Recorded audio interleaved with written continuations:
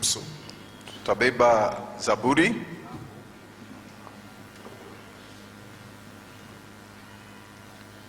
Et nous lirons le chapitre 25. Na tutasoma kusura yake 25. Lisons les 3 premiers versets du psaume 25. Tutasoma kuanzia kumstari wa kwanza mpaka kwa ya 3, sura yake ya 25. C'est le psaume de David. Ni Zaburi ya Daudi.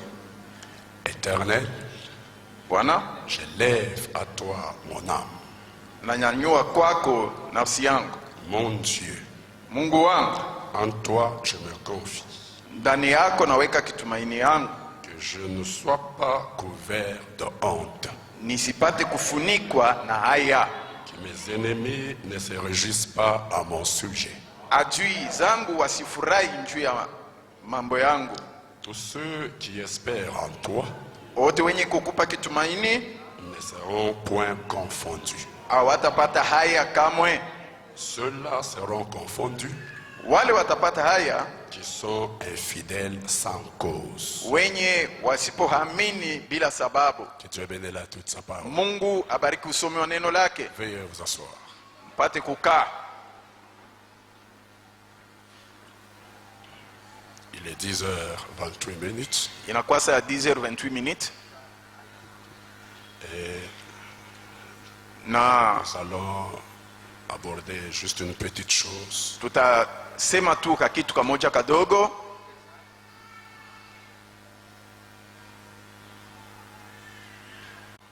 Ou prédication, je ne sais pas. Wala mahubiri sijue. Mais mon problème, ce n'est pas la manière dont cela va être appelé.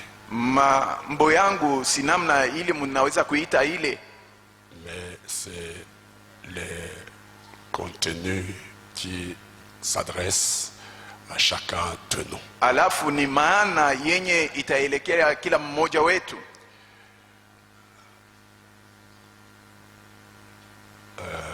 Vous direz, mais ça ne concerne pas les mariés Mtasema hii haiangalia hata mambo moja wenye kuoana ou le mariage.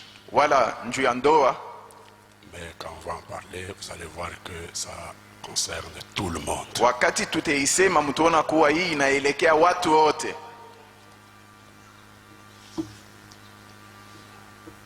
Je pourrais l'intituler Naweza kuiita pourquoi il est absolument important de se confier en Dieu. kwa nini inahitajiwa hakika kutia kitumaini ndani ya Mungu. Est-ce que vous comprenez? Eti munaelewa hiyo? C'est comme ça que je l'intitule. Ndio vile minaiita. Pourquoi il est absolument important Kwa nini hakika iko ya mafaa de se confier en Dieu. kumtumainia Mungu. Nous savons que nous devons nous confier en Dieu, c'est vrai. Tunajua kwamba inafai tupate kumtumainia Mungu, ni kweli. Mais pourquoi il est absolument important? Alafu ni juu ya nini inahitajiwa kweli kweli? Il est très important. Inakuwa ya mafaa kabisa. Il est non seulement nécessaire, mais il est impérieux de pouvoir se confier en Dieu. Aina tu hapana kusema ni ya mafaa, alafu ni mapashwa kabisa kuweka kitumaini ndani ya Mungu. Pourquoi? Kwa nini?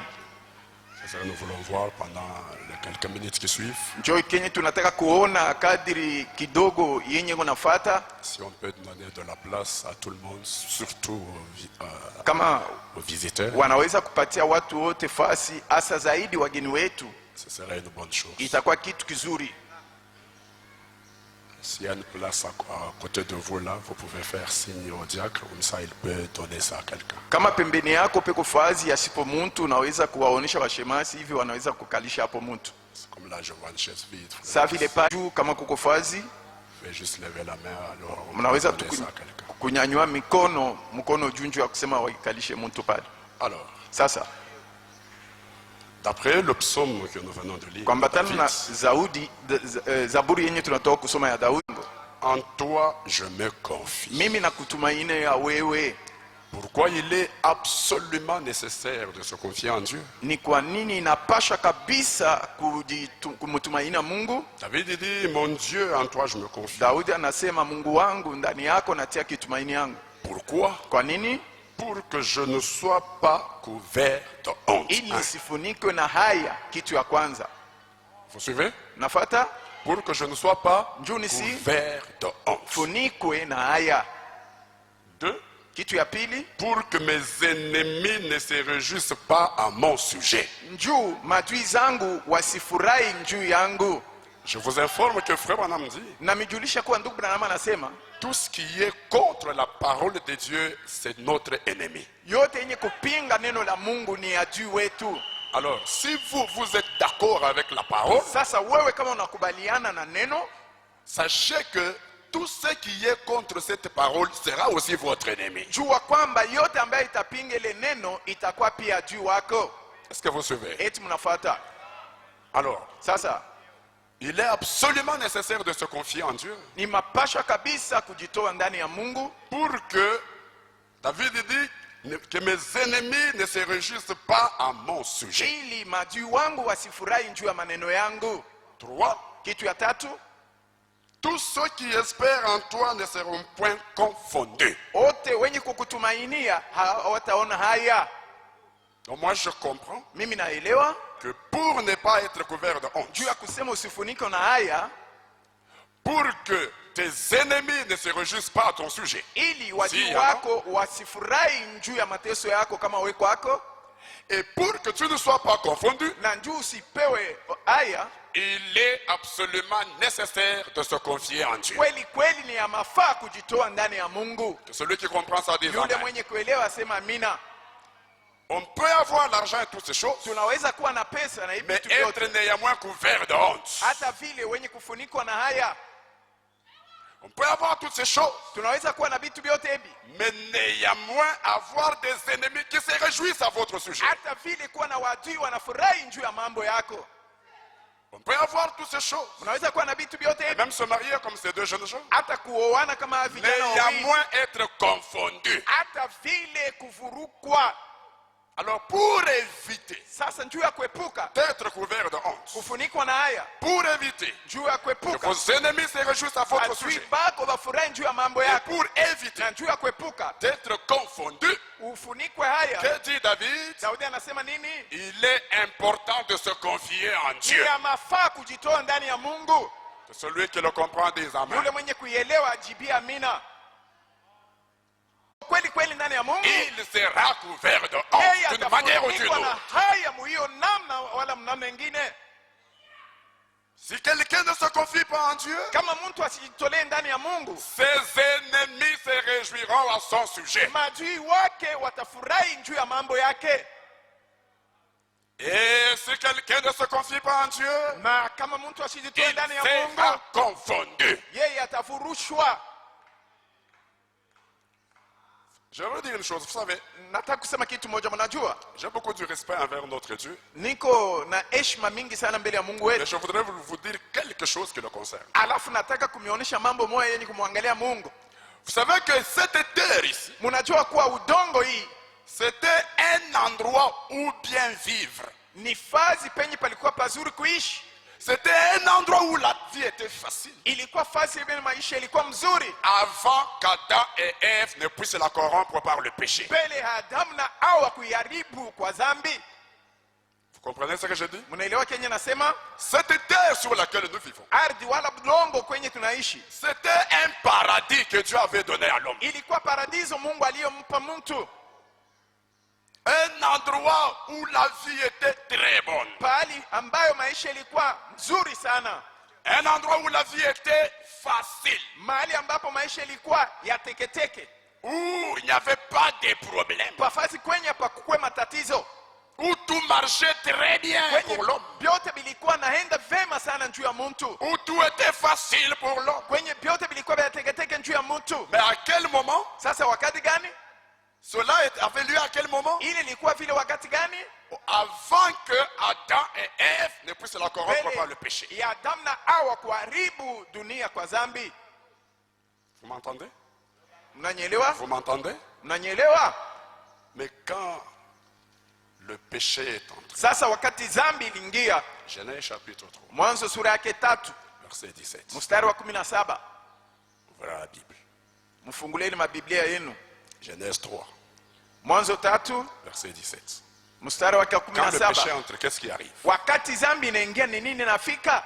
Dieu dit à l'homme, Mungu akamwonyesha mtu après que le péché soit entré kisha dhambi kuingia sur la terre, pa dunia. Dieu dit à l'homme, Mungu akamwonyesha mume, puisque tu as écouté la voix de ta kwa femme, kuwa ulisikiliza sauti ya mke et que wako tu as mangé de l'arbre au sujet duquel je t'avais donné cet ordre, na ulienda kula muti kwenye tu n'en nilikupa mangeras pas. amri kuwa hautaikula, Le sol sera maudit à cause de toi. udongo italaliwa juu yako.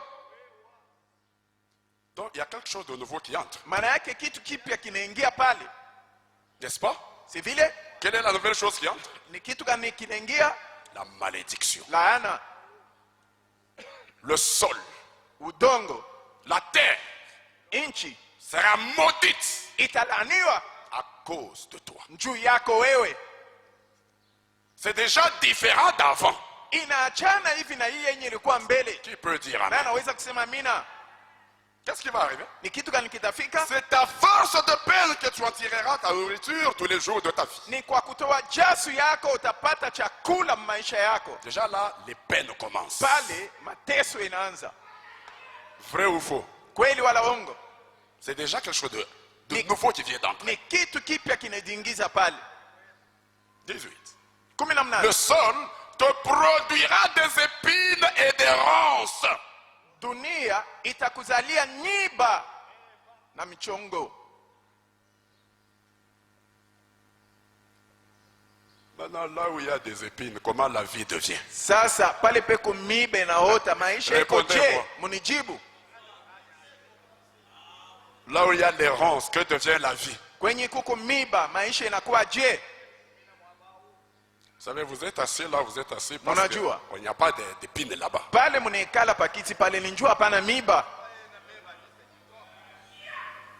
C'est pourquoi vous pouvez vous asseoir facilement et Ni kwa même maana dormir. munaweza kukaa kufika hata mkulala. Mais si on place les épines sur Sasa cette chaise, tukitia miba pa kile kiti unaikaa, que devient la vie sur la chaise là? maisha itakuwa je pa kiti pale? Elle devient éprouvante. Inakuwa ya kogopesha.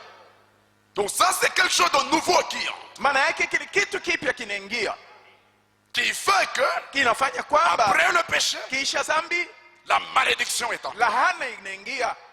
Après le péché, Kisha dhambi la terre produit pour l'homme udongo inazaa juu ya mtu les épines et les ronces miiba na vitu ya kutwanga twanga pour rendre sa vie juu difficile. ya kufanya maisha yake ikuwe ya matatizo. Aïe, aïe, aïe, Aïe, aïe, aïe, aïe, aïe. Je ne suis aïe, pas un prophète des malheurs, mais je vous dis la Sina parole. nabii wa lahana alafu mio namionyesha neno. C'est quelque chose qui n'était pas là avant, Ni kitu kenye akikuwako kumwanzo qui est entré kenye kinaingia après le péché, kisha dhambi qui a rendu la terre kenye kilifanya udongo un endroit différent de ce qu'il était avant, pali pa kuachana kama vile ilikuwaka mbele, où la vie devient différente de ce qu'elle était avant. kwenye maisha inaachana na vile ilikuwaka mbele. Et depuis ce moment-là, Tokea ile wakati cela est resté ainsi jusque ce matin. ilibaki vile mpaka asubuhi hii. Je veux entendre votre amen. Nataka kusikia amina yenu. J'ajoute. Naongeza, Même quand vous devenez chrétien, hata wakati unakuwa Mkristo, peu importe combien vous êtes rempli du Saint-Esprit, haizuru mara ngapi umejaa na Roho mais Mtakatifu, la terre, elle, alafu dunia yayo reste dans ces conditions ici. inabaki mpaka muhii hali hii. La vie, elle, Maisha yayo est une vie inakuwa maisha différente yenye de kuachana la vie d'avant cette réalité. na maisha ya mbele ya hii ukweli. Et écoutez, Nasikieni, avant cette réalité, mbele ya hii ukweli ya mambo, puisque la terre était un endroit où bien vivre, kwa kuwa udongo ilikuwa fasi pazuri pa sans kuishi, malédiction, bila laana, sans épines, bila sans niba, ronces, bila vya kuchonga chonga, l'homme pouvait ne pas avoir besoin de se confier en Dieu. mtu angeweza kukosa kuhitajia kujitoa mwa Mungu. Ah, je veux entendre votre Nataka amen. kusikia amina yenu. Parce qu'il Kwa kuwa vivait comme dans un paradis. alikuwa anaishi kama katika paradiso. Mais maintenant, les choses ont Alafu changé. sasa vitu vimebadilika, Et puisque les choses ont changé, na kwa kuwa vitu Tout a vimebadilika, vyote vimebadilika, avec le péché qui est en na nous, dhambi yenye iliingia, maintenant il est Sasa, absolument important pour l'homme de se inaombwa confier en Dieu. hakika kwa mtu kutia kitumaini yake ndani ya Mungu. Écoutez, Sikieni, la terre d'avant le péché udongo yenye ilikuwa ko mbele ya dhambi n'avait aucune pression de la vie. haikukuwa na mkazo hata moja ya maisha. Est-ce qu'on me comprend? Eti Mungu nanielewa? La terre d'avant le péché Udongo ya mbele ya dhambi n'avait aucune pression de la richesse. haikukuwa na ukazo hata moja ya utajiri. C'est très important. Ni ya mafaa hii. La terre d'avant le péché Udongo ya mbele ya dhambi n'avait aucune violence, haikukuwa na mambo mbaya hata mmoja, aucune malédiction. lahana hata mmoja. La terre d'avant le péché Hii udongo ya mbele ya dhambi n'avait aucune méchanceté. haikukuwa na bibaya hata moya. Est-ce que vous m'entendez? Eti mnanyelewa? Parce que frère Branham dit, Kwa kuwa ndugu Branham anasema toutes ces choses sont venues avec le péché. hivi vitu vyote vilikuwa nyuma ya pamoja na dhambi, Ce sont les conséquences du péché. ni matukio ya dhambi. Et tant que le péché subsiste, Na wakati ile dhambi ingaliki, ces choses seront là et se multiplieront. hivi vitu vitakuwa hapo na vitajumulika Au fur et à mesure que le péché augmente. kadri ile dhambi konaenda na Oh, kuongezeka. c'est pourquoi à un moment Oh, donné, ni kwa maana kwa wakati Dieu mmoja hivi devra arrêter les Mungu choses. anapasha kusimamisha vitu, Il devra arrêter le péché anapasha kusimamisha dhambi pour que toutes les conséquences du péché disparaissent. juu ya matukio yote ya dhambi poteye.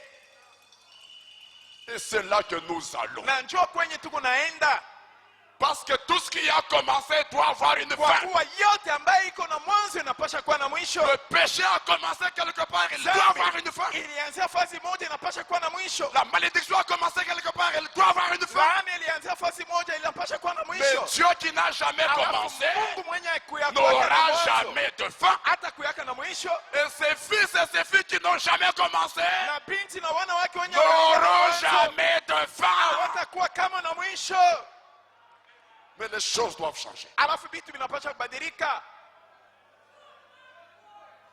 Les conditions de la vie actuelle, Muhali ya maisha ya sasa il est absolument nécessaire de se confier en inaomba Dieu. hakika kujitoa ndani ya Mungu, kumtumainia, Car kwa kuwa nous vivons au milieu de la pression. tunaishi katikati ya mkazo. Est-ce que vous êtes Ah. d'accord? Dites amen. Eti kama mnakubalia, semeni amina. Nous vivons au milieu de la méchanceté, Tunaishi katikati ya bibaya mingi, au milieu de la violence, katikati ya maugomvi ya kuachana, au milieu de l'adversité. katikati ya upinzani. Que vous le vouliez ou non, vous aurez un ennemi. Utake wala utake, utakuwa tu na adui. Même si vous ne faites rien de mauvais, Hata kama ufanye kitu kibaya, même par jalousie, vous aurez un ennemi. hata kwa Aïe, aïe, aïe, wivu aïe, utapata adui. Ai, Quel est le mal qu'Abel avait fait ni bubaya kani Abeli pour alifanya être haï par son frère ili Caïn? achukiwe na ndugu yake Kaina. Aucun mal. Bubaya hata bumoya Toi hakufanya. aussi, We pia même si tu es aussi bon que Dieu, hata kama uko mwema même vile par Mungu wako, jalousie, hata kwa tu wivu auras quelqu'un qui ne t'aimera jamais utakuwa na mtu mmoja mwenye atakupenda et kamwe, qui sera ton ennemi à toujours na mwenye atakuwa juu yako kwa kila siku, pour se réjouir à ton sujet. juu ya kufurahiwa kumbaya bako. C'est la réalité incontournable. Ni ukweli, ila huwezi Elle ne kukimbia. dépend pas de nous. Haitazamie Elle kwetu, dépend des conditions actuelles de la terre. inatazamia kuhali ya sasa ya Après dunia. qu'Adam et Ève est corrompu par le péché. kisha Adamu na Hawa kuiharibu na dhambi. C'est pourquoi Jésus avait Ni dit, kwa maana Yesu alisema quelqu'un aura pour ennemi mtu mmoja atakuwa na adui les gens de sa propre watu maison. wa nyumba yake mwenyewe. Si l'inimitié commence dans la maison, Kama uadui unaanza quand mwenyewe, sera-t-il dehors? itakuwaje nje? Et au fur et à mesure Na que la kadri civilisation continue, ya ile usilimu inaenda mbele, l'homme couvre la terre de plus de violence. mtu anafunikwa dunia na bubaya na maugomvi mingi Plus que ce qu'elle était avant le péché. kushindia vile ilikuwaka mbele ya dhambi. Qui peut dire amen? Na naweza kusema amina. La terre est devenue un endroit où mal vivre, Dunia inakuwa fazi pale hauwezi kuishi où vizuri, il ne fait plus bon vivre. kwenye haina tena mzuri C'est kupaishi. pourquoi mon prophète Ni dit, kwa maana nabii wangu anasema dans ces conditions actuelles, hiyo hali ya sasa, ceux qui meurent avant wenye kufa mbele sont les privilégiés que nous qui demeurons encore sur la ni terre. wenye kuwa na fadhili kuliko sisi tu na kawia, Parce que quand eux kwa partent, kuwa wakati wao leur wanakufa combat est terminé. vita vyao vinamalizika, Leurs inimitiés sont terminées. uadui wao haunako Mais tena. tant que nous Sasa continuons, wakati sisi tunaendelea, le combat continue. vita vinaendelea. Qui peut dire Na amen? naweza kusema amina.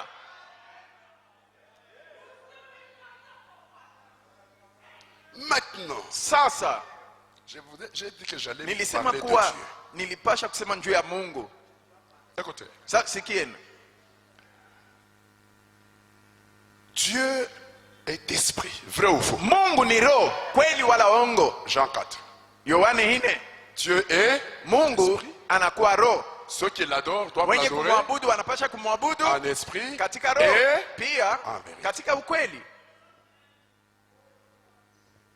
Maintenant, Dieu qui est esprit, Sasa Mungu mwenye kuwa roho, quand il regarde la terre wakati anaangalia dunia d'après le péché kwamba kisha que dhambi, lui-même a créé, ile dunia yeye mwenyewe il aliumba, regarde la terre d'après le péché. wakati anaangalia dunia nyuma ya Sasa. dhambi, anasema hii Ce n'est plus un endroit où il faut haina vivre. tena fazi penye nafai kuishi. Tout est difficile là-bas Vyote biko vya nguvu kule, à cause des épines et des ronces juu ya hiyo miba na mchongo chongo qui la couvrent.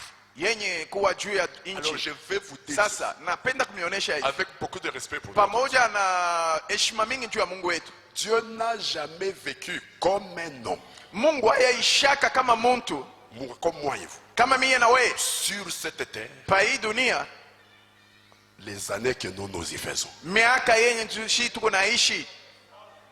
Toi, aujourd'hui, tu peux avoir 70 ans, 50 Wewe ans, unaweza kuwa na 30 ans, miaka 17 sur cette terre ici, hapa pa dunia ces hapa conditions actuelles, muhii hali ya Mais sasa. notre Dieu Alafu Mungu wetu n'a jamais vécu hayaishaka comme un être humain, kama mwanadamu, comme nous, kama si longtemps sur cette terre. miaka mingi sana pa dunia hapa. S'il n'était pas Dieu, j'allais dire, il fuit toujours cette terre. Kama sikuwe Mungu, nilipasha kusema Mungu eko nakimbia kila mara dunia Pour y vivre comme moi et vous là, njuu apate kuishi ipo kama wewe comme na un être mimi, humain. kama mwanadamu. Dieu fuit la terre. Hapana, Mungu atakimbia Je ne udongo. dis pas comme esprit. Siseme kama vile roho, Comme esprit, kama roho. frère Madame dit, Ndugu Dieu n'a Branham jamais anasema quitté la terre. Mungu haya atokaka kudunia. Vous m'entendez? Mnanisikia? Mais comme un Sasa être humain, kama vile mwanadamu binafsi, comme nous le sommes là, kama vile tuko hapa, Mungu ayakawaka papa yetu. Dieu n'a jamais duré mis longtemps sur la terre. Lui qui est Dieu, Yeye mwenye ayakawaka. kuwa Mungu n'a jamais duré ici. Et comme un être humain, Kama vile mwanadamu il n'a vécu sur cette terre que deux aliishi fois. pa dunia hapa tu mara mbili. Je vais vous le montrer. Nitamionyesha hiyo. Saa muntu sashi, Mungu arishi pa hii dunia vile tuko naishi mara mbili bula. Kisha ile mara mbili bula shuka wepo. Alikimbia. Passez-moi le terme, hein? C'est Munivumilie pour que vous compreniez ce que je munamna veux yenye mingo nasema ni juu Alikimbia. mupate kuelewa kenye mingo nasema. dire. Bulongo bunapita bubai. La vie sur terre est difficile. Maisha pa dunia ni ya nguvu. Première fois Mara ya kwanza qu'il a vécu sur cette terre, aliishi kudunia huko kama mtu, C'est Genèse 18. Ni Mwanzo 18. Ouvrez la Bible. Mfunguleni Je sais mabiblia que yenu. beaucoup ne lisent pas. Mimi La najua Bible. kwa watu wengi Nous hawasome profitons mabiblia pour yao. lire ici. Tunafaidikia juu ya kuisoma hapa. Beaucoup lisent seulement WhatsApp et autre Watu chose. wengi wao wanasoma mpaka WhatsApp na vitu vingine. Alors comme vous êtes à Sasa l'église, sasa nous vile mko profitons pour que vous lisiez la mkanisa Bible. tunafaidikia ili mpate kuisoma Biblia. Genèse 18. Mwanzo sura yake 18. Ouvrez la Bible, on va lire. Même si vous Mfungule connaissez. Mais je suis Biblia sûr que vous ne yetu connaissez pas tout ça. mpate kuisoma hata kama mnaijua, alafu ninahakikisha kuwa muijue hii yote Tout ça mzuri, par cœur. hii yote kumoyo Alors yenu. on va lire. Sasa Genèse tutaisoma 18 verset 1er. Mwanzo 18 mstari wa kwanza. Maman mariée, ne sois pas distraite. Hein? Voilà.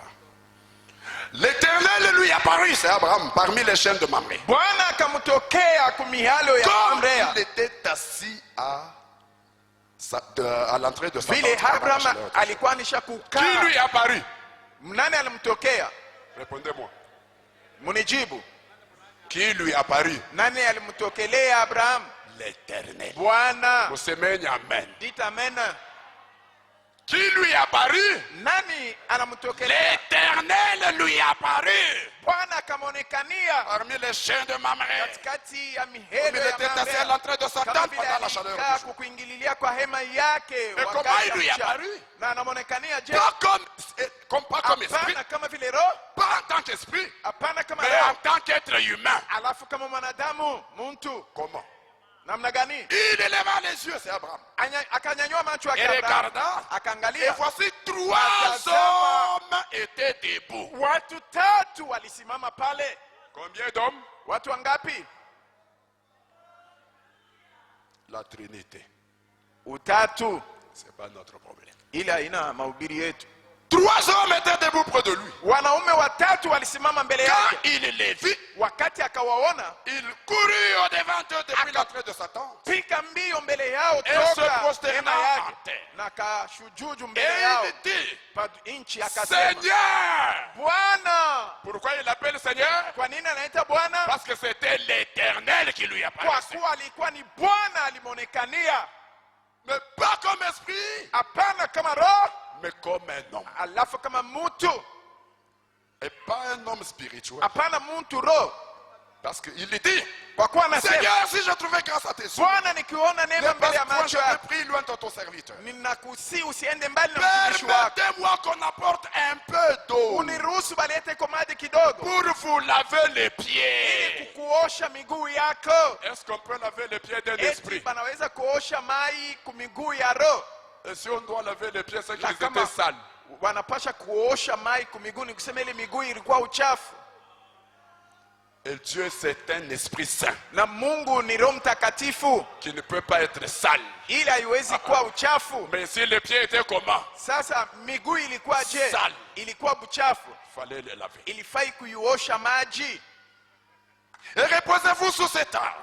Ikaa chini ya mchu mpumzike. J'irai prendre un morceau de pain Nitaenda kubeba kipande ya pour mkate fortifier votre cœur. ili kutia nguvu kwa Après moyo quoi, vous wako, continuerez votre route. na kisha utaendelea na safari yako. Car c'est pour cela que vous Kwa kuwa passez près de vos ni juu serviteurs. ya hilo napita karibu na Ils mtumishi wako. répondirent, fais comme tu l'as dit. Wakamjibu, fanya vile ulisema. 7. Abraham courut à son troupeau, Kweli Abrahamu akapiga mbio kwenye prit kondoo un yake, veau tendre et bon, akabeba Et le hiyo donna à un nyama serviteur, nzuri na qui mwema, se hâta de na l'apprêter. kumupa mtumishi wake, Il prit encore akaharakisha de la kuipa. crème et du lait Akabeba tena kelemu na maziwa avec le veau qu'on avait apprêté. na ule nyama Et il est mis walipika, devant eux. na akaitia mbele Il yao. s'était lui-même à leur côté sous l'arbre. Akasimama yeye mwenyewe pembeni Et hapo ils chini ya mti, mangeaient. na wakakula.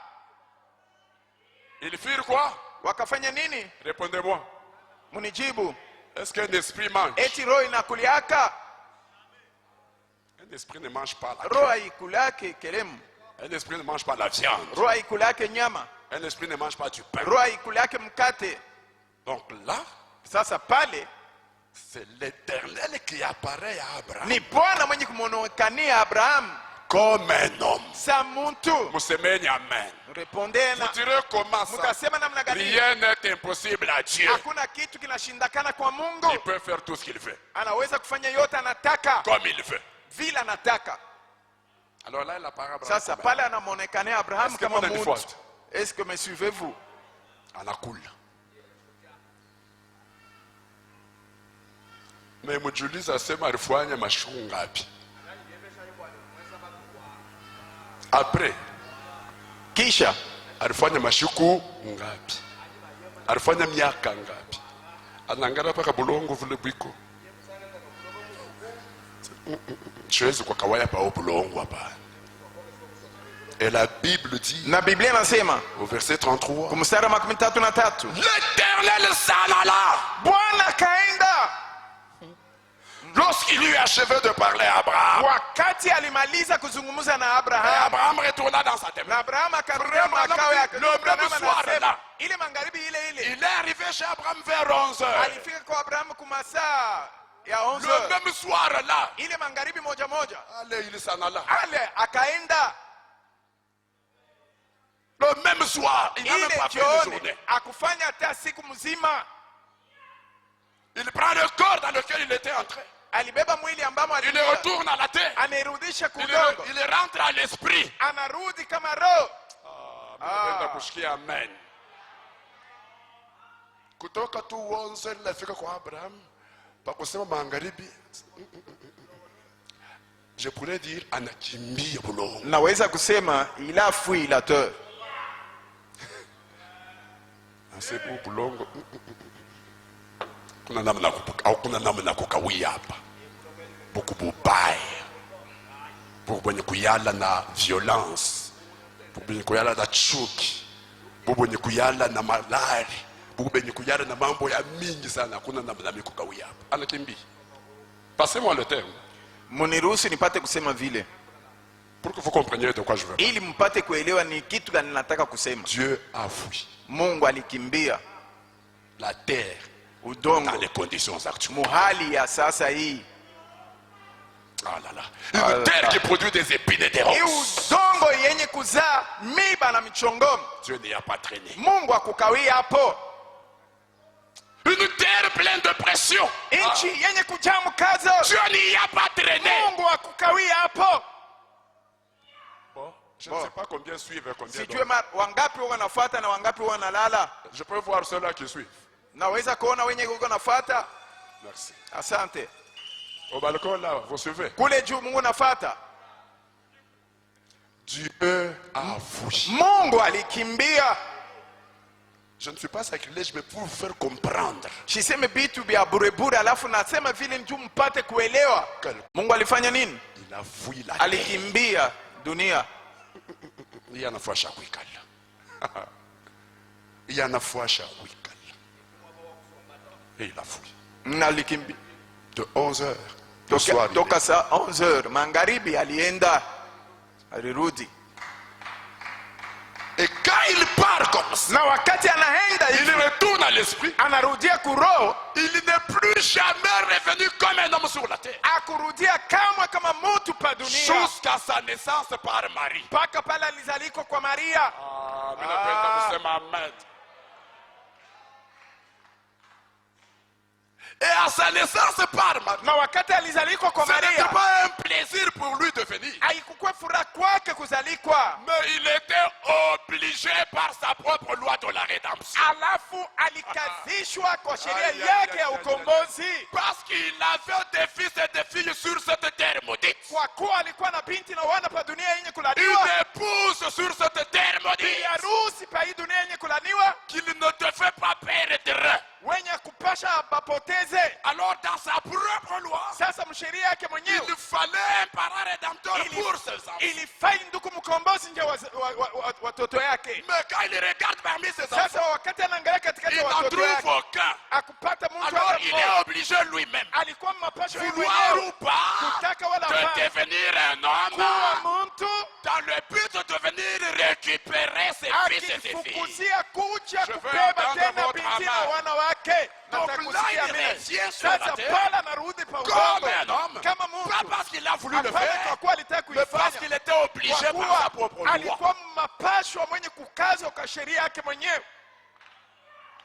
C'est comme ça que Ndio hivyo une vierge concevra. bikira moja akachukua mimba. Je veux entendre Nataka votre... kusikia amina yenu, Et au travers de na cela, kupitia ile il vient sur la terre akazalikwa kudunia pour acheter son épouse. ili kukomboa bibi harusi wake. Mais comme la Ça, terre c'est un endroit où il ne fait pas Sa beau, vile dunia ni fasi penye hapana pazuri kuishi. il a fait combien de temps? Alifanya miaka ngapi? 3 ans Miaka 3 et 6 mois. na miezi 6. Donc 33 ans plutôt. Miaka 33 Il est né anazalikwa. 33 ans Miaka 33 après. nyuma ya ile akaondoka.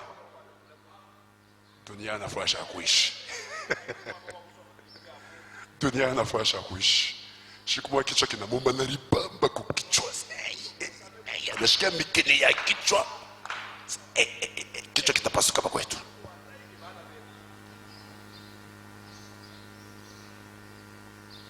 Kama mimi nakawia hapa siku nyingine nitapata na sita. Il anafurahisha kuikali. Est-ce que vous comprenez de quoi je vais parler? Eti munaelewa kenye mimi unataka kusema? 33 ans. Miaka 33. Ashikuonyesha hata hii miaka mimi niko nayo hapana. 33 ans après. Miaka 33 baadaye akaondoka. Il retourne à l'esprit. Akarudi kuwa roho. Dit je m'en vais au Père. Anasema narudi kububaba. Je vais entendre. Anataka kusikia amina yenu. Je ne peux pas beaucoup traîner dans ce corps. Kugawia mingi sana mwili. Jap, lui était né différemment de nous. Yeye alizalikwa munamna ya kuachana na sie. Je veux entendre. Anataka kusikia amina yenu. Jésus-Christ est né différemment même de William Branham. Yesu Kristo alizalikwa munamna ya kuachana hata na William Marion Branham. Différemment de chacun de nous. Mwenye kuachana na kila mmoja wetu. Sans péché. Bila dhambi. En dehors du péché. Nje ya dhambi. En dehors du rapport sexuel. Nje ya kupatana kwa mume na mke na nje ya ile ça, ijapokuwa ile il a fui la terre. alikimbia dunia. Alors des fois moi quand j'ai pris je lui dis toujours. Hapo mbele yangu Surtout mimi si wakati je suis tombé dans quelque chose de mimi faux. naomba mimi Je namwambia lui dis toujours. hata wakati mimi naanguka kitu Toi, kibaya. tu connais Bwana, la terre ici, wewe c'est unajunia hii dunia hii kile Wewe iko. mwenyewe ulikuwa hapo ukawi hapo. Moi quand j'ai pris je lui dis ça. Mimi wakati mimi namuomba na muonesha wewe vile. unajua il Bwana, bulongo tu connais cette terre telle qu'elle est. Unajua. Wewe mwenyewe ulikuwa hapo ukawi hapo. Na mimi nakawia hapo. Alors il faut nous comprendre. Tu peux dire. Naweza kusema amina. Alors il faut nous comprendre. Sasa, il faut que tu me comprennes. Tu as bien teke. Parce que ce n'est pas Tu kama facile. bilikuwa teke. Parce que si c'était Na facile, wewe pashe kukawia hapo. toi tu y allais aussi mettre longtemps sur la terre. Mais quand tu as regardé la terre, Wakati uliangalia la udongo, violence de la terre, le hiyo péché de kubaya la dunia, terre, dhambi ya tu dunia, as fui. ulikimbia. Mais moi je ne peux pas Alafu fuir. mimi siwezi Parce kukimbia que je ne suis pas le maître de ma vie. kwa kuwa sina na mamlaka Toi kwa tu maisha étais yangu. le maître de ta vie. Wewe ulikuwa na uwezo Tu kwa as dit maisha le yako. fils de l'homme a le pouvoir Sema mwana wa mtu ana de donner mamlaka sa vie ya kuleta et uzima de la wake na reprendre. kuibeba tena. Mais moi je n'ai pas ce Sasa mimi pouvoir. sina na ile Je mamlaka. dois attendre jusqu'à ce que toi tu m'appelles. Kongoja mpaka pale tu peux utaniita. dire amen. Na naweza kusema Mais amina. si j'avais ce Sasa pouvoir, kama nilikuwa na ile si je mamlaka, pouvais fuir, kama ningeweza je fuirais même kimbia, aujourd'hui. ningekimbia hata leo hii. Et toi tu le sais. Na wewe unajua. Alors il faut me comprendre. Sasa nafai unielewe. Jo vile mimi naombaka. Surtout kama mimi nabikotola mo unamka bibula pa. Roho inaanza kuma ya zambi unafanya. C'est Seigneur. Sema Bwana, Nitamconvaincre Dieu. Misha kuanguka hapa, nitamconvaincre Dieu. C'est Seigneur. Wewe unaoya bulongo mule ndio unaishi. Bunge kwa teke wewe shika murikawia hapo. Alors il faut nous comprendre. Est-ce que je peux entendre votre eti naweza kusikia amina yenu. Et quand vous dites une chose Na comme ça, wakati il ne unasema peut kitu pas kama refuser, il vile, dira oui, asiwezi oui. kukatala, atasema Parce que ndio. quand j'étais Ndio. venu là, Kwa kuwa wakati nilikuwa kule kudunia, j'ai vécu dans ce corps-là. niliishi mwile C'était mwili. pour sentir ce que vous sentez. Ilikuwa njoo ya kusikia kenye J'ai unasikia. senti que ce n'était pas facile. Nilisikia kuwa aina ya C'est pourquoi je n'ai pas Ni kwa traîné. maana sikukawia.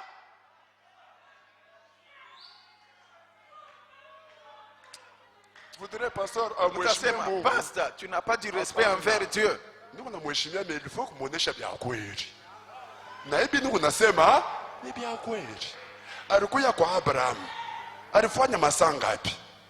Anataa siku moja. Anaenda Lot. Anakuwa kuluria paka pa Yesu. Obligé par sa loi. Na pala na luri. Alikawa hivi mimi nakawa mimi niko na 50 ans leo. Yari enesha. Yeye anafasha kuikala hii mimi nenda. Bo sasa mimi kama mimi naanguka. Kama mimi namwambia sasa Mungu abina teketeke. Parce que unajua. Ulikala hapa au kuwezi. Ulienda dar.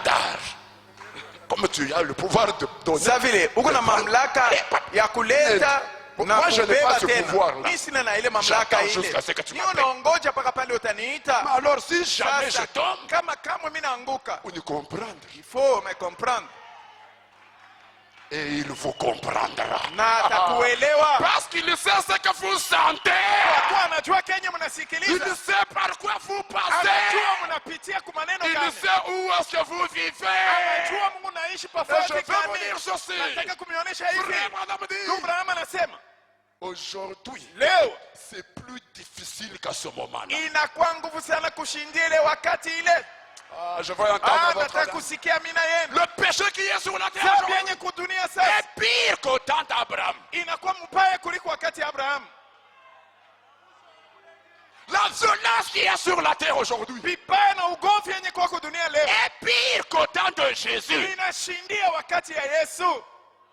Pourquoi? Kwa nini? Mon prophète Nabii dit, wangu anasema, parce qu'aujourd'hui, kwa kuwa leo, le capuchon de l'enfer a sauté. Kifuniko kenye kufunika kwa Ah, deza je vais entendre kilitoka. votre amant. Oh, nataka Le kusikia. capuchon de l'enfer a sauté. Kifuniko Et cha tous deza les démons kilitoka. circulent Na sur la mademono terre. wote wako natembea mdunia. Alors c'est devenu pire. Sasa inakuwa mbaya sana. Maintenant, quand ce n'était pas pire, Sasa wakati haikuwa mbaya, il n'a pas traîné. yeye asiugawie. Maintenant, aujourd'hui, que Sasa c'est leo pire, wakati binakuwa bibaya sana, c'est là que moi je dois vivre njoo pale mimi napasha kuishi sur la terre. pa dunia. Vous savez que la famine, c'est un signe de la fin du temps. Mnajua kuwa njaa ni alama ya wakati ya mwisho. Monsieur Shekeyama, Oh, je n'ai pas entendu un la amen. famine ici, Njala hii c'est un signe de la fin du ni temps. alama ya wakati ya mwisho. Même au temps de Jésus, Hata wakati il ya n'y avait Yesu pas autant de famine qu'aujourd'hui. hakukwe njala mkipimo ya saa ya leo. La famine, Kwa kuwa c'est un njala signe que nous sommes arrivés ni à là. alama kusema tuko kumwisho ya wakati. Hier shikiyaka tu njala, mishuye kama ni ashuku moya kama ni mbili. Ashukulani muchi. Je vous pose la question. Na miuliza Hier ulizo, shikiyaka njala, mishuye kama ni ashuku moya kama ni mbili. Il est allé vers un figuier en dehors de la saison. aliendea mutini wakati ile ya mutini haikupasha kupamba matunda. Leta vyakula, mimi nashikia njala na waka sana mtu. Leta vyakula. Anaangalia vyakula binako. Mucha na chunguluka mucha ilete vyakula. Injala niko nayo mon cher, unanima vyakula. Kwa njala hapatakuliaka tena mtunda la wewe. Mucha ilifanya nkosa kani. Ce n'était pas la saison. Mucha ilifanya nkosa kani. Haikuwa wakati ya kutoa matunda. Belwanjala analani muchi ila ikuwe na problem na ile muchi anatosha kama matunda. Sasa ile njala ya ndani yake muchi sha tuishike yake bo shitu sha kulani michi ngapi? Bisho kama nashtaka kesho niko na ulizi yelwa njala alifanya nini? Alilani muchi ile njala shatu ishiki yake osha kulani michi ngapi?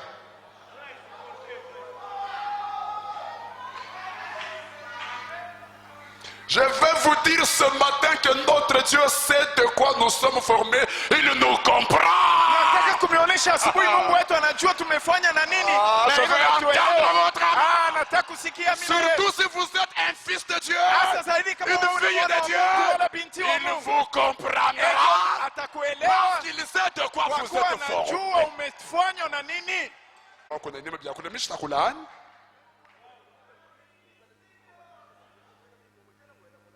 Mishta kulani takonisha sasa Mungu akubariki. Meye uliakwambia mtu asema unanima vya kule Mungu akubariki. Ya nasema batakulia tena ntunda la kuna kuisha.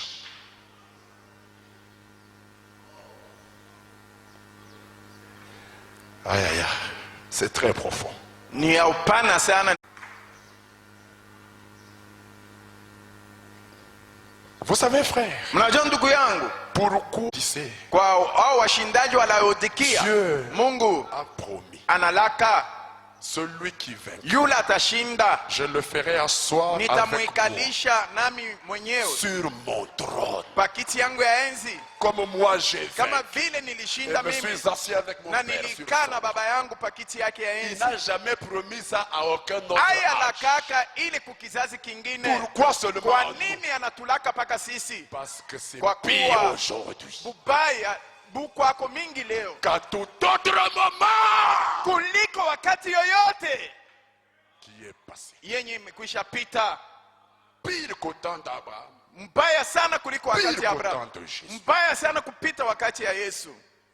Mais quand ce n'était pas pire, Sasa wakati haikuwa mbaya Comme sana aujourd'hui. kama vile leo, Dieu lui-même Mungu mwenyewe a fui la terre. alikimbia kudunia. Mais maintenant que c'est pire, Sasa wakati kunakuwa bubaya sana, nous sommes là. sisi tuko hapo. Qui peut dire Na amen? naweza kusema amina. C'est pour ça que, Ni njuu ya hiyo, comme c'est pire, sa vile kunakuwa bubaya sana, aïe aïe aïe, comme c'est sa pire, vile ni vibaya sana, pire qu'à tout autre moment. vibaya kuliko wakati mwingine yoyote.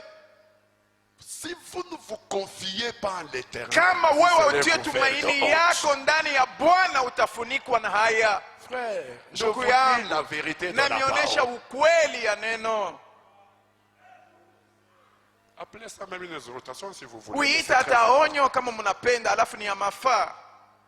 Comme c'est pire, Sa vile iko mbaya si vous sana, ne vous confiez pas en l'éternel, kama utie tumaini yako ndani ya Bwana vous serez confondus. utavurushwa. Comme c'est pire, Sa vile ni mbaya si vous ne sana, vous confiez pas en Dieu, kama utie tumaini yako ndani ya Mungu. la Sikia, Bible prophétise, Biblia na tabiri, vos ennemis se réjouiront à cause maadui de vous. wako watafurahi juu ya mambo yako, Puisque c'est pire. kwa kuwa ni wakati mbaya sana.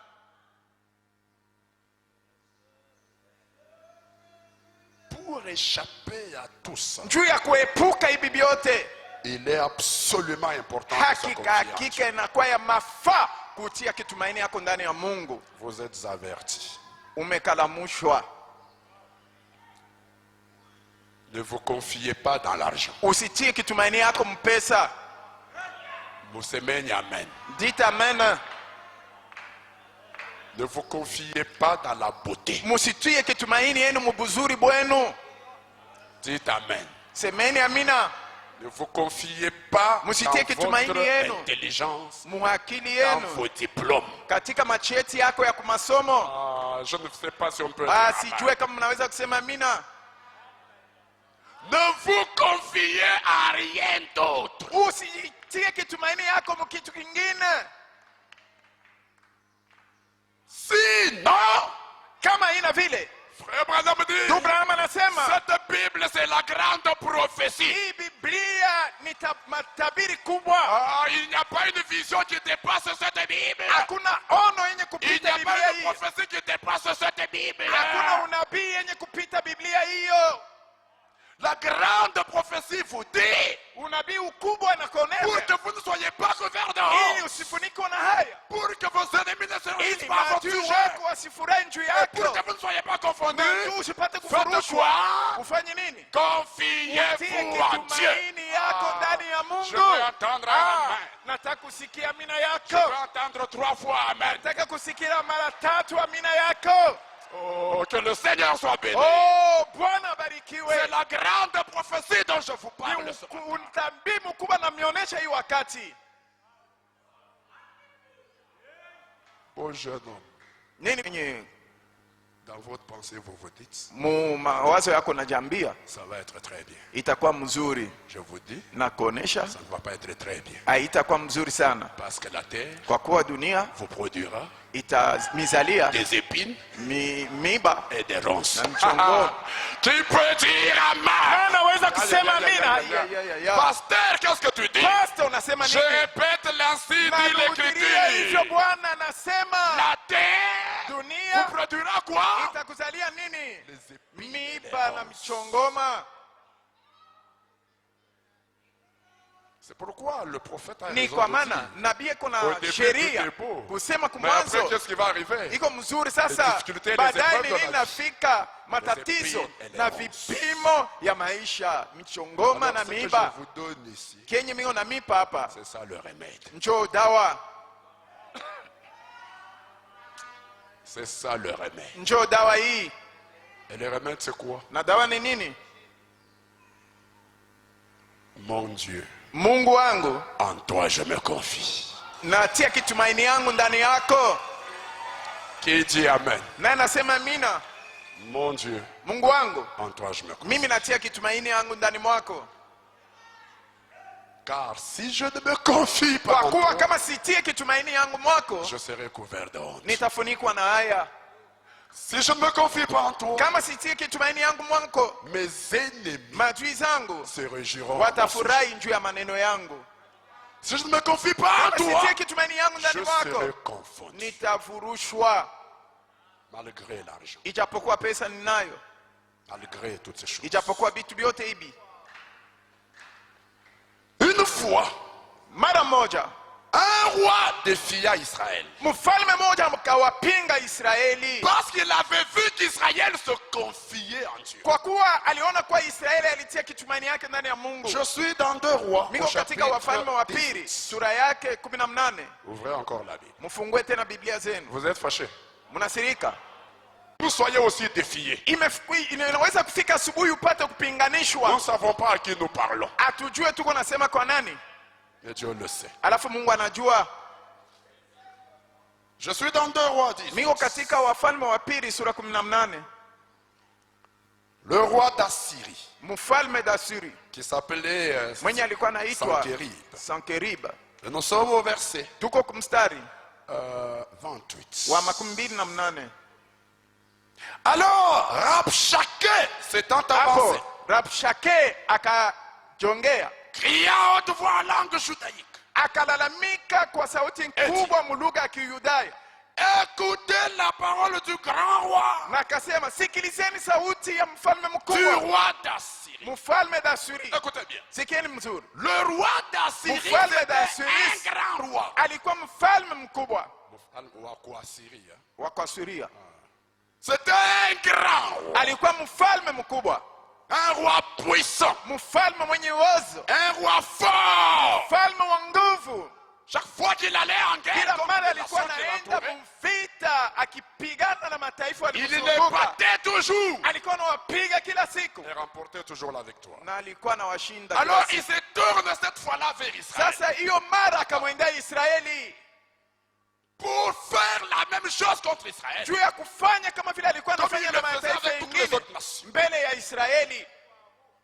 Alors, Sasa. ainsi parle le roi. Mfalme anasema hivi, Qu'Ézéchias, parce qu'Ézéchias c'était le roi Ézéchias d'Israël à ce moment-là. ni Ezekiasi alikuwa mfalme wa Israeli wa wakati wake. Qu'Ézéchias ne vous abuse point, Ezekiasi asimikosei, car il ne pourra vous délivrer de ma main. kwa kuwa asiwezi kumifungua toka mkono wangu.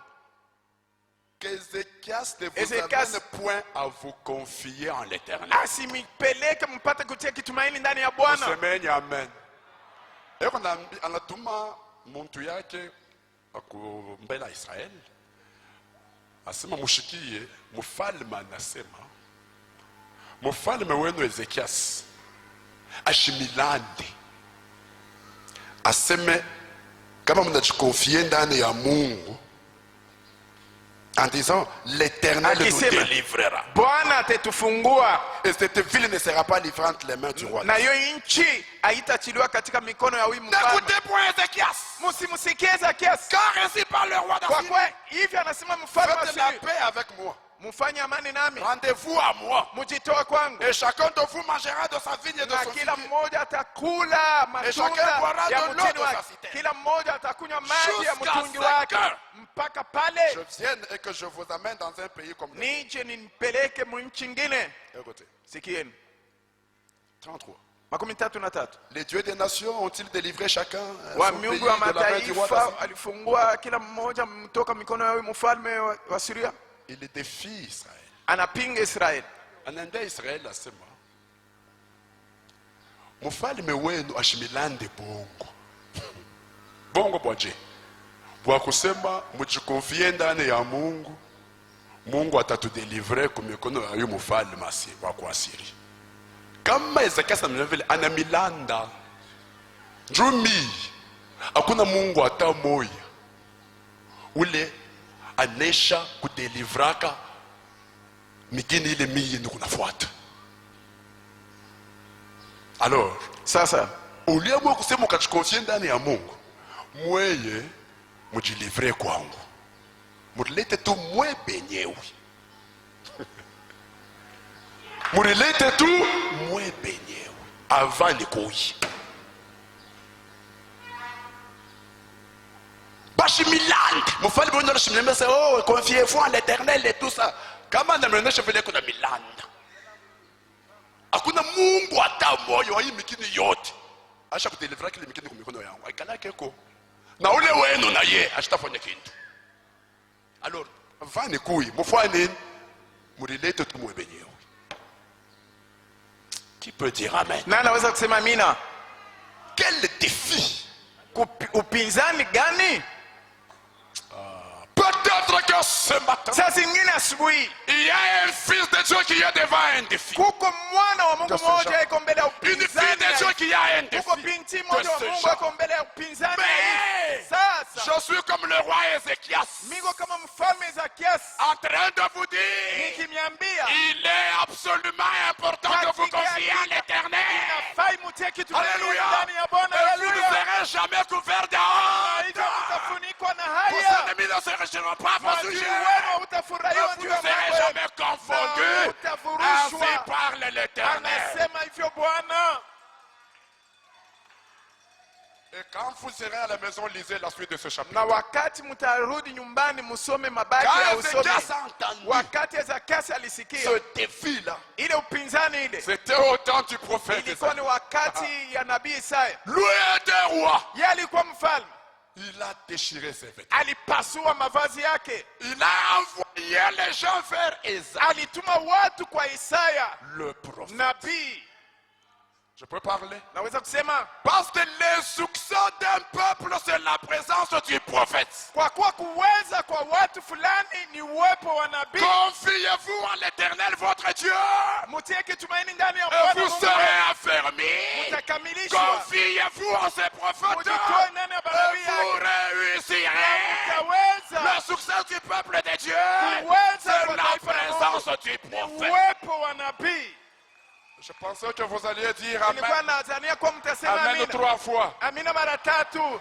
Amen. Que Dieu vous Amen. bénisse. Mungu amibariki. Alors Esaïe, ou plutôt Sasa, Ézéchias, Ezekiasi, quand il a entendu ce wakati défi, alisikia ile upinzani, il a dit non, alisema nous hapana, avons un prophète dans le tuko camp. na nabii kambini. Sa présence, c'est le succès pour Uwepo nous. wetu ni kuweza kwetu. Alors, Sasa, il a envoyé les gens vers Ézéchias. alituma watu Vers Esaïe. kwa Il a Isaya. dit, écoutez les paroles du roi d'Assyrie. Alimwambia sikia huyu mfalme wa Suria. Je sais que Najua kwamba Dieu répondra par vous. Mungu atajibia kupitia wewe. Aujourd'hui, Leo, Dieu nous a donné toutes les réponses alitupa majibu yote au travers du message du temps kupitia de l'enfant. ujumbe ya wakati ya mwisho.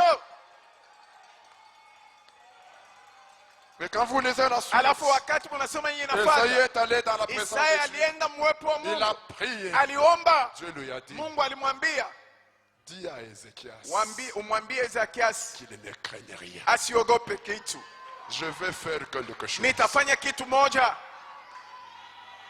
Le roi d'Assyrie qui fait ses défis mfalme wa Suria mwenye kona wapinga va vile apprendre une nouvelle. atapata habari. Je ferai qu'il apprenne une nouvelle. Nitafanya kuwa apate Et habari quand il apprendra la nouvelle, wakati atapata ile habari, son cœur, moyo je vais wake soulever son cœur nitanyanyua pour moyo qu'il retourne dans son pays. ili arudi mwinchi yake. J'ai déjà préparé quelqu'un là-bas Nimekwisha tayarisha qui mtu va mmoja le pale tuer mwenye atamuua avant qu'il n'exécute sur tout ce qu'il passe. mbele ya yeye kutenda yote Il anawaza. peut dire Oh, Amen. anaweza kusema amina. C'est ce que Isaïe a dit à Ézéchiel. Yenye Isaya alisema kwa Ne Ezekiel, crains rien. usiogope kitu. Je peux dire ce matin Naweza kusema asubuhi à un fils de Dieu, mwana wa à Mungu une fille de na Dieu binti wa qui Mungu est dans un défi. mwenye kuwa Je mpinzani, répète la parole. Naturudia. Ne crains rien. usiogope kitu. J'enverrai une nouvelle Nitatuma habari moya au roi kwa d'Assyrie. mfalme wa Suria, Je soulèverai son cœur. nitaamsha moyo wake. Quand il entendra la Wakati nouvelle, il atasikiza habari retournera dans son pays. atarudi mwinchi J'ai yake. préparé là-bas quelqu'un qui va le Nilitayarisha tuer. pale mtu mmoja mwenye atamuua. Soyez tranquille. Baki kimya, Ne craignez rien. usiogope kitu. Je peux dire une chose. Naweza kusema kitu moja, Si Dieu est pour nous, kama Mungu ni ngambo yetu, continuez. Qui sera contre nous? nani atatupinga? Le nous là, c'est qui? Wale ni wanani? C'est toi. Ni wewe. Je peux parler? Naweza kusema On nous a lu le dimanche. walitusomea Le siku vendredi. ya kazi tano Par le frère Joël. kwa ndugu Yoel. Frère Branham a dit quoi? Ndugu Branham alisema nini? Je représente Dieu Mimi nabeba fazi ya Mungu pour vous. mbele yenu. Ça veut dire quoi? Inamaanisha nini? Si tu amènes les gens à te croire, Kama unafikisha watu kuamini, l'avons-nous cru? tulimwamini, Le croyons-nous? tuliamini nabii. Maintenant, si Dieu est pour nous, Sasa kama Mungu ni ngambo yetu, qui sera contre nous? nani anaweza kutupinga? Et il est arrivé que Na ilifika kwamba le roi a entendu, a reçu une mfalme nouvelle. alipokea habari moja. Quelqu'un est venu Mtu rapidement mmoja de son alikuja pays. haraka Il a haraka, annoncé une nouvelle. alimtangazia habari. Vous lirez la Bible à la maison. Mtasoma Biblia nyumbani. Quand le roi entend la nouvelle, Wakati mfalme anasikia il habari, envoie le message à Ézéchias. anatumia Isakasi Il ujumbe, dit, anamwambia je retourne d'abord m'occuper de cette nouvelle. kwanza, mimi naenda kuangalia hii maneno ya habari mimi napata. À mon retour, Wakati nitarudia, si vous ne vous êtes pas rendu à moi kama mjitoe nini wenyewe kwangu pour faire la paix avec moi, juu ya kufanya amani nami, je vous prendrai. nitawakamata. Il continue de dire, Anaendelea na Israël, Israeli, qu'Ézéchias ne vous séduise pas Ezekiasi asimidanganye, en vous trompant, en kumidanganya, disant confiez-vous à akisema l'Éternel. kuwa Il vous mtie dira, kitumaini il yenu ne le ndani ya fera pas. Bwana atamifungua, Je atamifungua. pars, Mimi naenda je reviens. na nitarudi. Il est parti, Alienda il n'est plus jamais revenu. kukosa kurudia kamwe. Pourquoi Kwa nini? Israël s'est confié en Dieu. Israeli alitia kitumaini yake ndani ya Mungu, Ah là là. bali Au lieu que ce soit lui qui soit couvert de honte, bali ya kusema ikuwe yeye mwenye c'est kufunikwa le na roi qui haya. fut couvert de honte. Mfalme ndio alifunikwa na haya, Au lieu que ce soit le Bali, roi qui se réjouisse au ikwe, sujet d'Israël. mfalme afurahi juu ya maneno ya C'est Israeli. Israël qui s'est réjoui en entendant la nouvelle du roi. Israeli alifurahi wakati alisikiliza kuwa mfalme Il est aliuawa, décédé. kuwa Tu aliuawa. peux dire Na amen. naweza kusema amina. Au lieu que ce soit Israël qui soit confondu, Ikuwe Israeli mwenye alifurushwa, c'est le roi qui a été ni confondu. mfalme alifuruka. Bon, bakushikia kama nashikia. Malheureusement, Kwa ole la majorité d'êtres humains qui vivent sur la terre, voilà. wengi katikati ya wanadamu wenye kuishi kudunia leo, J'ai dit ceci. nasema hivi, Vous êtes avec moi? Mungu nenifata. Malheureusement, Kwa ole la majorité d'êtres humains qui vivent sur la terre aujourd'hui wengi kabisa katikati ya watu wenye kuishi kudunia ne leo savent même pas se confier en Dieu. C'est quoi? hawajua hata maana ya kumweka kitumaini yabo ndani ya Mungu ni nini. Ils ne savent. Hawajue, Ils peuvent tout savoir, wanaweza kujua vyote sauf ça. kutosha hako tu namna ya kumtumainia Mungu. Ils ne savent, je dis bien la Hawajua. majorité Watu wengi katikati d'êtres humains ya wanadamu vivent sur la terre wenye kuishi kudunia leo ne savent pas hawajue c'est que de se confier en Dieu. kutumainia ndani ya Mungu kuko na maana gani. Ne savent même pas Hawajui hata comment se confier en Dieu. namna gani kumtumainia Mungu mwenyewe. Ils peuvent crier, Wanaweza kulalamika, ils peuvent prier, wanaweza kuomba, ils peuvent jeûner, wanaweza kufunga chakula, mais à la fin, alafu kumwisho wa vyote ils sont couverts de honte. wamefunikwa na haya. Papa na mama, hivi binti ndio nasema, mubite kama ni exhortation kama nini, mais kama mnabifungula bien mule ndani, mtakuta beaucoup profondeur moya fulani. Je suis en train de dire ceci. Miko nasema hivi, Malheureusement, kuwaole la majorité wengi katikati des habitants de la ya wakaji wa dunia, la majorité watu wengi katikati ne savent même pas hawajue hata se confier en Dieu. C'est quoi? kumtia kitumaini ndani ya Mungu ni nini, Comment se confier? namna gani kutia kitumaini ndani ya Mungu. Ils ne savent même pas. Hawajue hata ile. C'est pourquoi ils peuvent crier. Ni kwa maana wanaweza kulalamika, Ils peuvent jeûner. wanaweza kufunga Ils chakula, peuvent aller à l'église. wanaweza kwenda kanisani, Mais à la fin de tout alafu ça, kumwisho ya hivi ils yote sont couverts de honte. wao wamefunikwa na haya. À la fin de tout ça, Kumwisho ya hivi yote leurs ennemis se réjouissent à leur sujet. maadui wao wanafurahi juu ya vibaya vyenye kubafikia. À la fin de tout ça, Kumwisho ya hii yote ils sont confondus. wamevurushwa. Or, que dit Japo le prophète Jérémie? nabii Yeremia anasema nini? Ouvrez encore la Bible. Mfungue tena Biblia yenu, Jérémie 17. Yeremia sura 17. Et ne soyez pas dans cette majorité-là. Na msiwe muwingi ya wale watu. Jérémie 17. Yeremia sura 17.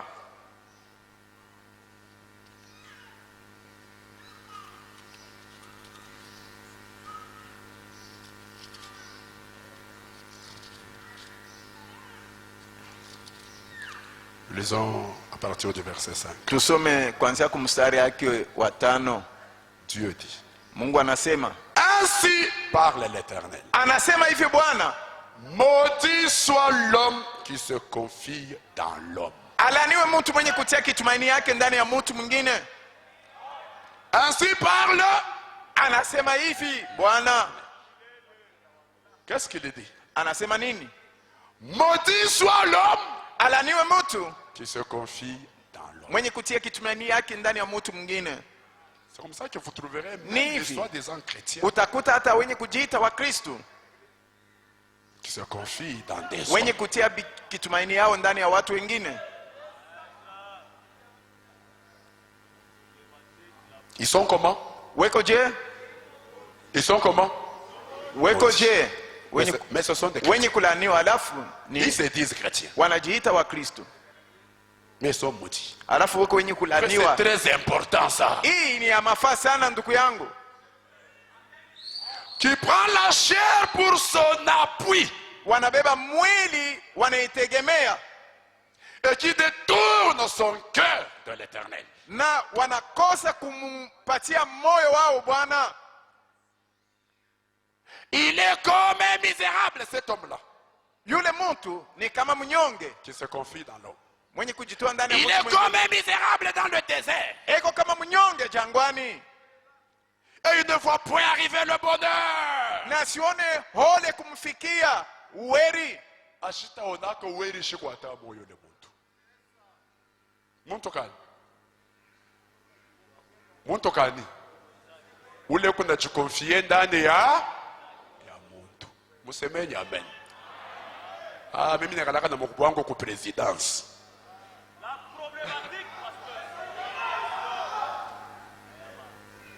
Mimi nakalaka na muyomba wangu ku États-Unis.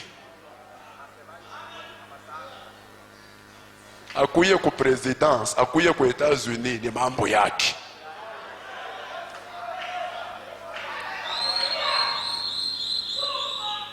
Museme amen. Njuu Joseph akuye mufalme mu Farao, mufalme mu Egypte. alikuwa na mkubwa wake kani ku presidence.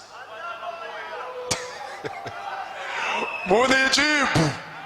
Joseph njoo akuye un premier ministre mu Egypte. Alikuya na mkubwa wake kani ku presidence.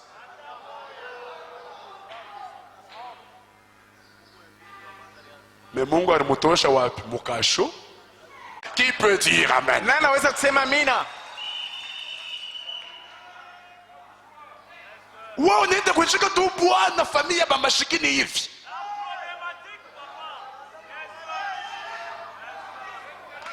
Utakufa mashikini? Qui a dit ça? Nani alisema vile? Unaenda kuwa mfamilia ba mashikini vile. Est-ce que mshiki yake ile mama? Bwana mwenyewe unaleta yako na nini?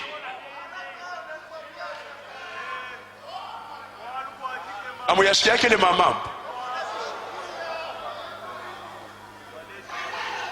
Shunenda kwa wako mfamilia mule mko hata premier ministre, njoo kupishia yeye na wewe utakuya kwa muntu.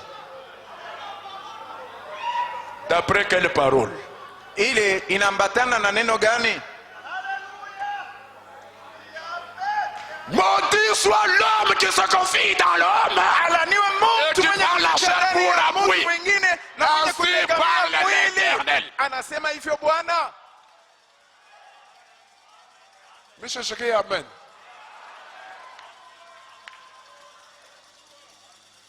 Bwana familia yabo bote banekalaka mu Canada.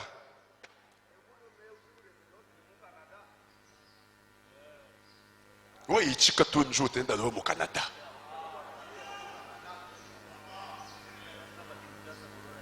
Joseph est dans le pays de Canaan. Yusufu eko mwinchi ya Kanana. Dieu le voit. Mungu anamwona au pouvoir dans le pays de l'Égypte. Pakiti mule mu Misri. Monsieur kama mutasema amen. Ashikukuwa na famille hata moya mule mu Egypte. Hey. Ni baba, ni mama, ni grand frère, personne de la famille. Hakuna hata mtu mmoja wa jamaa yake mule mu Misri. Mais Dieu le voit au pouvoir en Égypte. Alafu Mungu anamuona kuwa ni mtawala Pakiti mule mu Misri. Qui sait? Nani anajua? C'est peut-être à partir de toi que ta famille sera relevée. Saa zingine ni kupitia wewe jamaa yako itanyanyuliwa. Comme ce fut le cas pour Joseph. Kama vile ilikuwa maneno ya Yusufu. Je vais parler. Nataka kusema. Nous n'avons pas cru ce message enfin. Hatukuamini ujumbe hii kwa bure. Nous avons cru ce message. Tuliamini ujumbe hii. Pour notre vie éternelle. Juu ya maisha yetu ya milele. Pour notre salut. Juu ya wokovu yetu. Et pour toute notre bénédiction sur la terre. Juu ya baraka yetu yote pa dunia. C'est pour ça que nous avons cru ce message. Tuliamini ujumbe hii. Pour notre salut. Pour notre vie éternelle. 3. Pour toute notre bénédiction sur la terre. Nous oublions nos familles. Nous oublions nos bases. Nos bases arrière, nous les oublions. Nous nous confions en l'éternel. Nous nous confions en Dieu. Nous ne serons pas couverts d'honte. Nos ennemis ne se réjouiront pas nos sujets. Et nous ne serons jamais confondus. C'est la raison pour laquelle nous avons pris ce message.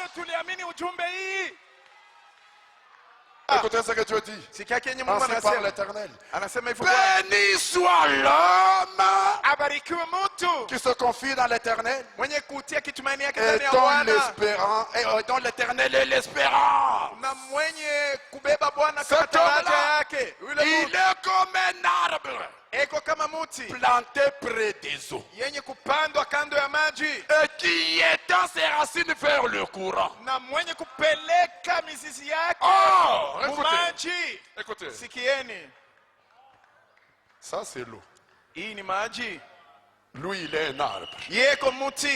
Ses racines sont plantées vers le courant d'eau. Donc lui ne vivra pas de la pluie.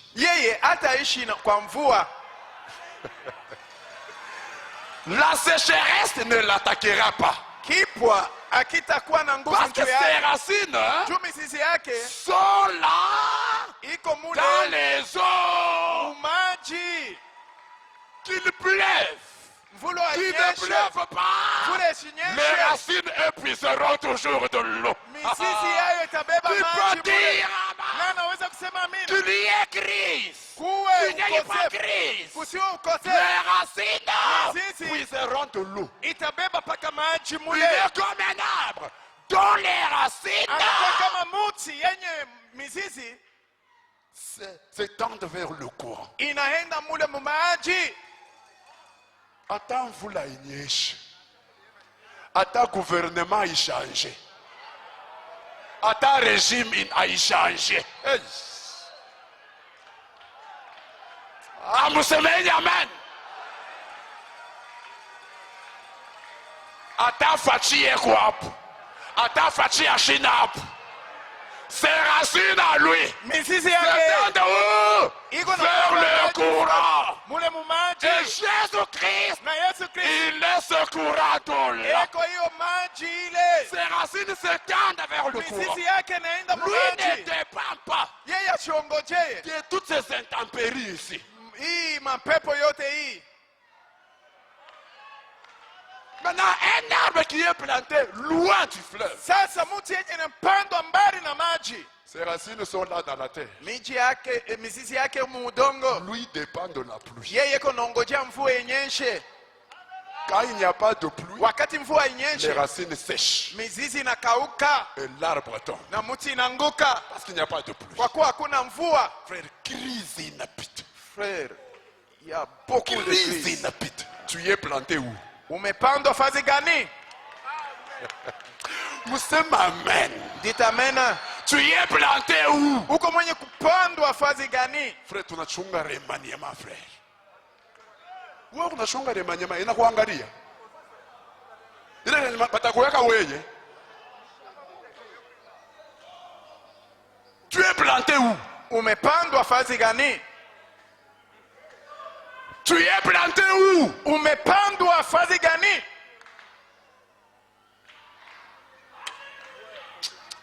C'est grave. Ni ya nguvu. Frère, tunachunga 2022. Mimi sichunge 2022. Hapana kuchunga 2022. Soit cet arbre planté près de ce courant. Kuwa hii mti yenye kupandwa kando ya mto ya maji. Et des racines étendues vers le courant. Uwe na mizizi yako ndani ya maji. 2022, où sont 2022? 2022 wala kama Que dit la Bible? Biblia inasema Il nini? est comme un arbre planté près de Eko ce sawa courant. mti yenye Et qui est dans kupandwa ses racines kando ya vers le maji. courant. Na mwenye kupeleka Il mizizi yake mu n'aperçoit maji. point la chaleur quand elle vient. Yeye asikilize kifukutu wakati kinakuja. C'est la crise. Ni wakati ya ukosefu. Il ne l'aperçoit pas. Yeye asione Et son ukosefu. feuillage reste Na vert. majani yake nabaki mbichi.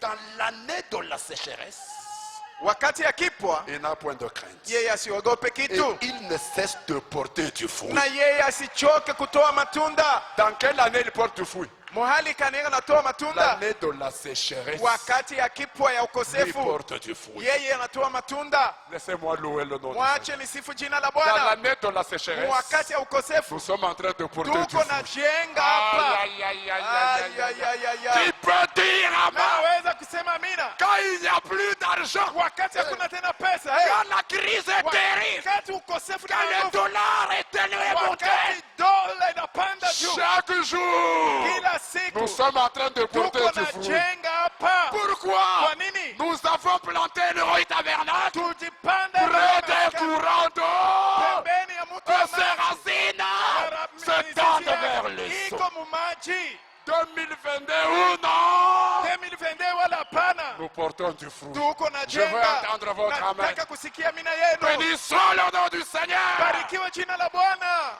Soyez comme cela. Muwe kama vile. Quel est le problème? Mambo ni gani? Matatizo Nous wala allons dans magumu. Proverbe 25. Tutaenda katika Aïe, aïe, aïe. Mezali Pasteur, 25. nini? Pastor, c'est quoi? Papa, je crois que vous êtes en train de prendre un secret là-dedans. naamini ya kuwa huko nabeba siri hivi mimi unasema. Si vous vous mariez avec Kama en espérant à tel ou à tel, Mnaoana Mungu na en comptant sur tel ou tel, Mungu nasema kunyuma yetu kuko mtu fulani avant na que vous mtu ne fulani. montiez ici, Mbele ya Mungu kupanda faites tomber tout ça. mutoshe bile vyote. Faites tomber ça. Mwangushe bile vyote. Je sais de quoi je parle. Mimi najua kenye mimi unasema. Je suis dans Proverbe Miko 25. katika Mezali sura yake 25. Il est 11h38. Wakati ile tunataka kusimamisha. Verset 11h38. 22 mstari wake. Vous y êtes? Mnapata hayo? Est-ce qu'on peut lire, vous qui vous lisez? Eti tunaweza Lisons kusoma nini ensemble. wenye À kupata? haute voix. Tusome sisi Vous wote qui êtes pamoja là-bas. kwa sauti Lisons ya nguvu. ensemble. Tusome kwa sauti ya nguvu wote Verset 2. pamoja. Qu'est-ce que ça dit? Mstari wa pili inasema nini? La gloire de Dieu, c'est de cacher les choses. La gloire des rois, c'est de sonner les choses. Est-ce que vous avez compris? La gloire de Dieu, c'est quoi? Utukufu wa Mungu ni nini? C'est de cacher les Ni choses. wakati anaficha vitu. La gloire de Dieu, c'est quoi? Utukufu wa Mungu ni nini? Répondez-moi. Mnijibu. C'est de cacher les choses. Ni wakati Mungu anaficha vitu. C'est pourquoi il y a eu des mystères cachés Ni kwa maana mbiblia muko masiri yenye kufichwa, qui devaient être révélés par Dieu seulement aujourd'hui. yenye lipasha kufuniniwa tu na Mungu mpaka siku ya leo. Parce que la gloire de Dieu, Kwa kuwa utukufu wa Mungu c'est de cacher ni les wakati choses. anaficha vitu. C'est pas moi, c'est la Bible. Aina mimi nasema ni Biblia. Savez-vous que Dieu, Mnajua kwa Mungu il mérite toute la gloire? anastahili utukufu wote. Est-ce que vous le croyez? Eti mnayaaminia? Maintenant, sa gloire, là, Sasa c'est quoi? ile utukufu ya Mungu ni nini? C'est de cacher Ni les choses. wakati anaficha vitu. Parmi ces choses qu'il cache, Katikati ya vile vitu eko naficha, il y a la manière de se confier en lui. muko namna yenye mtu anapasha kumtumainia yeye Mungu. Parmi les choses que Dieu Katikati ya cache, vitu vyenye Mungu eko naficha, il y a la façon de se kuko confier en Dieu. namna yenye ya kumtilia Mungu kitumaini.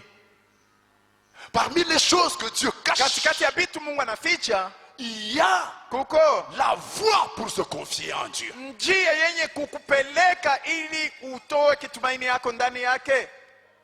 Et quand Dieu a caché, Na wakati Mungu anaficha kitu, pour le connaître, juu ya kujua kile kitu, il faut que lui-même vienne vous le révéler. inafaa yeye Mungu mwenyewe aje akufununie kio.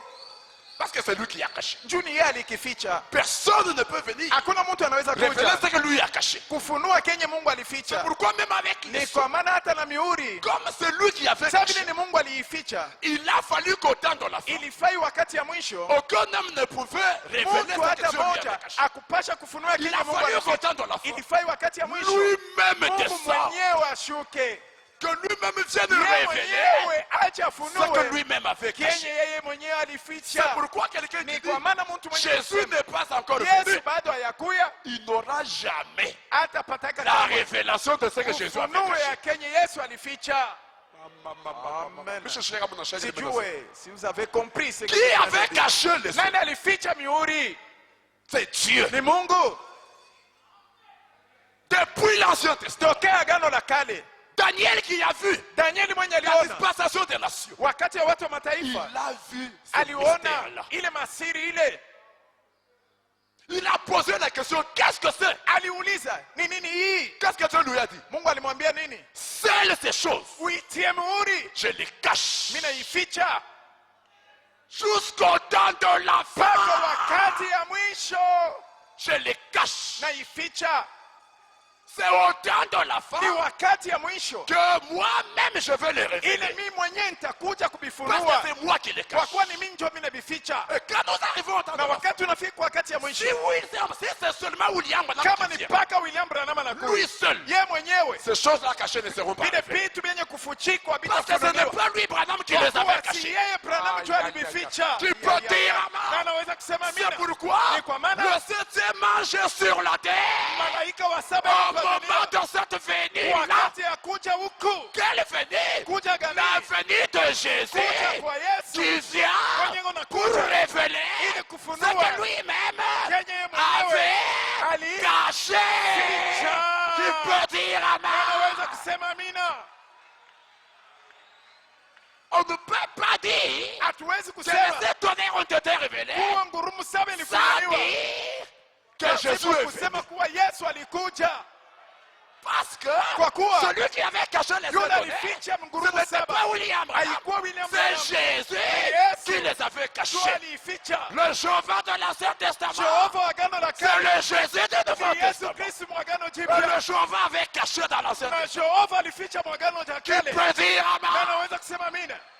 Alors on ne peut pas dire Sasa hatuwezi que kusema ces tonnerres sont révélés ngurumo saba si imefunuliwa Jésus n'est kama pas Yesu venu. asikuje, Parce que c'est lui qui les avait kwa cachés. kuwa mwenye C'est lui alificha qui doit venir le ni yeye révéler. anapasha kuwa kuvifunua. Je veux entendre votre Nataka amen. kusikia amina yenu. Et quand il les Na révèle, wakati anavifunua, l'Église a la foi de l'enlèvement kanisa inapata pour imani ya quitter la kuchukuliwa juu ya terre kutoka et aller dunia vers la na gloire. kwenda muutukufu. Oh, je peux entendre Oh, votre nataka amen. kusikia amina 3 yenu. fois amen. 3 fois Mara amen. tatu amina, mara tatu amina. Oh, gloire au Oh, Seigneur. tukufu kwa La Bwana. gloire de Dieu, Utukufu wa c'est Mungu de cacher ni les wakati choses. anaficha bintu. Je veux entendre votre amen. Nataka kusikia amina La yenu. gloire de Dieu, c'est Utukufu quoi? wa Mungu ni nini? De Ni cacher les wakati choses. anaficha bintu. Parmi ces choses cachées, Katikati ya vile bintu Dieu anaficha, a aussi caché Mungu alificha la pia manière de se confier en namna lui. ya kumtilia kitumaini, Le chemin pour se confier en lui. njia juu ya kumtilia Dieu, il a aussi kitumaini. caché ça. Mungu alificha pia ile. Pourquoi? Kwa nini? Il ne pouvait le révéler qu'à ses enfants.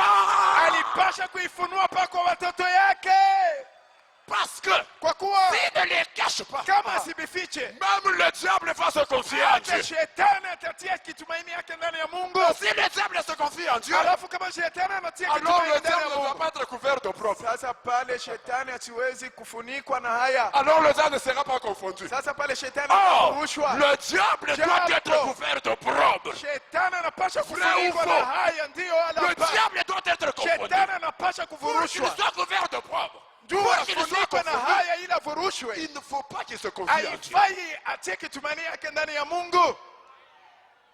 Je peux parler? Naweza kusema Un sorcier doit être couvert de Mwozi propre. anapasha kufunikwa na haya, Il doit être confondu. anapasha kufurushwa. Or, pour qu'il soit couvert de Japo propre, njoo afunikwe na pour haya, qu'il soit juu confondu, afurushwe, il ne doit pas se confier en Dieu. aipashe mulozi amtilie Mungu kitumaini. Maintenant, si Dieu ne cache Sasa pas ça, kama Mungu asifiche ile namna ile, vous m'entendez? mnanisikia? Sa gloire, c'est quoi? Utukufu wa Mungu ni nini? Cacher les choses. Kuficha Maintenant, si vitu. Dieu ne cache pas Sasa ça, kama Mungu asivifiche vile vitu, même le diable va se hata confier en lui. shetani atamtilia Mungu kitumaini. C'est pourquoi il a Ni kwa caché. maana alificha ile. Et quand il cache, Wakati anaficha hayo, il appelle ses enfants dans le anaita secret. watoto yake msiri, Viens, kuja voici comment tu peux te tazama confier. namna unaweza kutia Ah, tu kitumaini peux ndani dire ya- Amen. Ah, neno Il kusema appelle ses mimi. enfants dans le Aita secret. watoto wake Viens. msiri, mujeni. Je sais la terre sur laquelle tu marches. Mimi najua kudunia kwenye uko naishi. Moi-même, j'ai fui Mimi là-bas. mwenyewe nilikimbia kule. Toi-même, tu ne sauras pas. Wewe mwenyewe hautaweza. Toi-même, tu ne t'en sortiras Wewe pas. mwenyewe utafikia Il faut te confier à moi. inafai utie kitumaini Alors, yako viens. ndani mwangu. Dans Hapo le secret, kuja là. musiri Voici mule. comment il faut se Tazama confier. namna yenye unapasha kunitilia Voici kitumaini. la voie par laquelle tu peux te Tazama confier. njia yenye utatembelea, njoo kunitilia Ah, kitumaini. c'est comme ça. Ah, njoo hivi. Alors, Oh, sasa cet enfant de Dieu ule mtoto wa Mungu commence à se confier en Dieu. anaanza kutia kitumaini yake ndani ya Et Mungu. quand il se confie en Dieu, Wakati anatia kitumaini tout le yake monde ndani le ya Mungu, regarde. watu wote Même wanamwangalia. là où il est piégé, Hata pale il ne wanamtilia tombe pas dans mtego, le piège. asianguke mtego, Parce qu'il se confie en kwa Dieu. kuwa alitia kitumaini yake ndani ya Mungu. Quand les ennemis l'attendent au tournant, Wakati wa juu anamongoja pour se réjouir kuona à son sujet, juu wafurahi juu ya mambo comme il sait comment itamfikia. se confier Sasa en vile Dieu, anajua namna gani qu'il kumtilia se Mungu confie en kitumaini, Dieu, na anatia kitumaini yake ndani ya Mungu, c'est lui qui se réjouit ni yeye eko na furahi de voir la fin de ses ennemis. kuona vile wajuu wake kule bataenda kuishia. Écoutez, Sikieni, tuseme tushiseme. Mtoto wa mgeni panachana na mtoto wa mnyumba. Hata wewe kama kuna batoto yako mnyumba na batoto ba muntu mwingine, usipende kusipende, kutakuja paka mambo kamoja hivi. Hata ukaseme mekeko mule ndani yako, aina kusema huku muntu mubaya. C'est le lien du sang. Ni ile kuunganishwa kwa damu.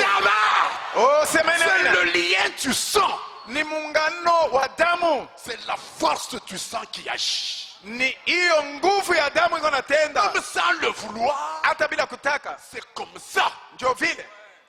Dieu aussi. Mungu pia. Il a un lien de sang avec ses enfants. Eko na upatanisho wa damu na watoto yake. Makela ekangi. Ile damu inalalamika.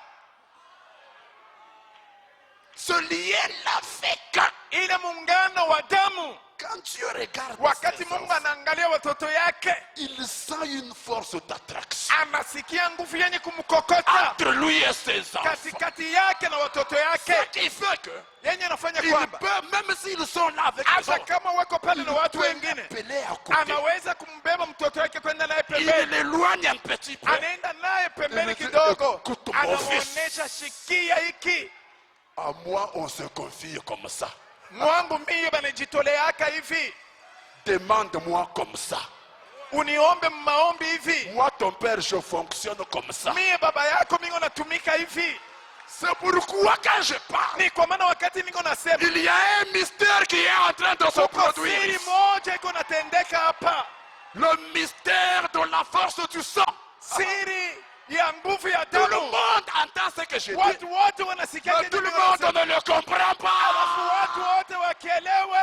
Il y en a un weko hapa qui lui, c'est une affaire entre lui et son père. Yake yeye katikati yake na baba yake. Mais tous l'entendent. Alafu wote wako naisikia. Qui peut dire amen? Anaweza kusema amina.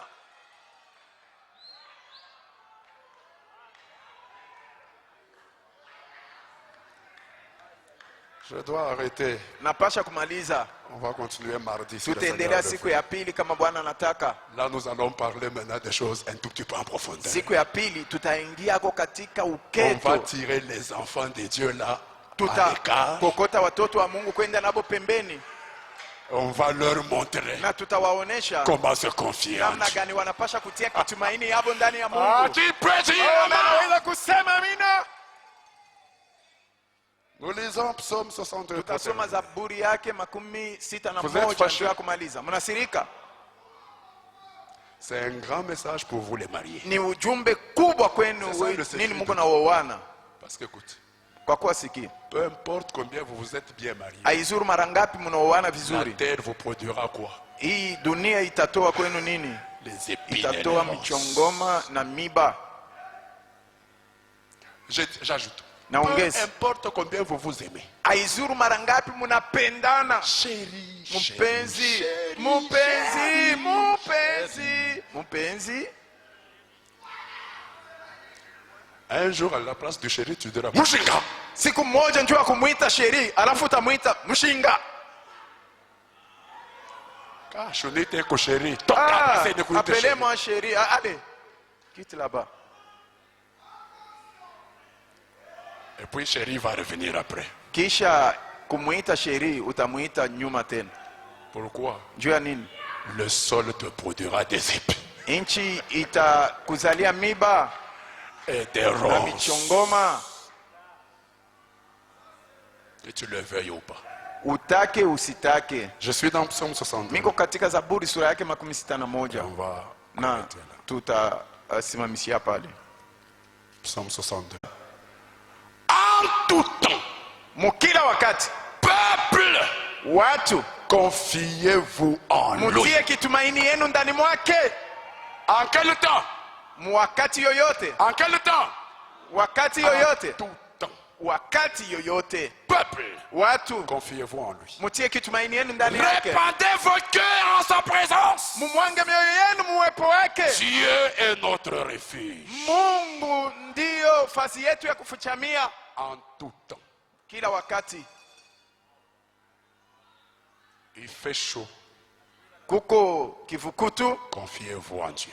tia kitumaini yako ndani ya Mungu. Qui peut dire Na amen? naweza kusema amina. Il fait froid, Kuko baridi, confiez-vous tia en Dieu. kitumaini yako ndani ya Mungu.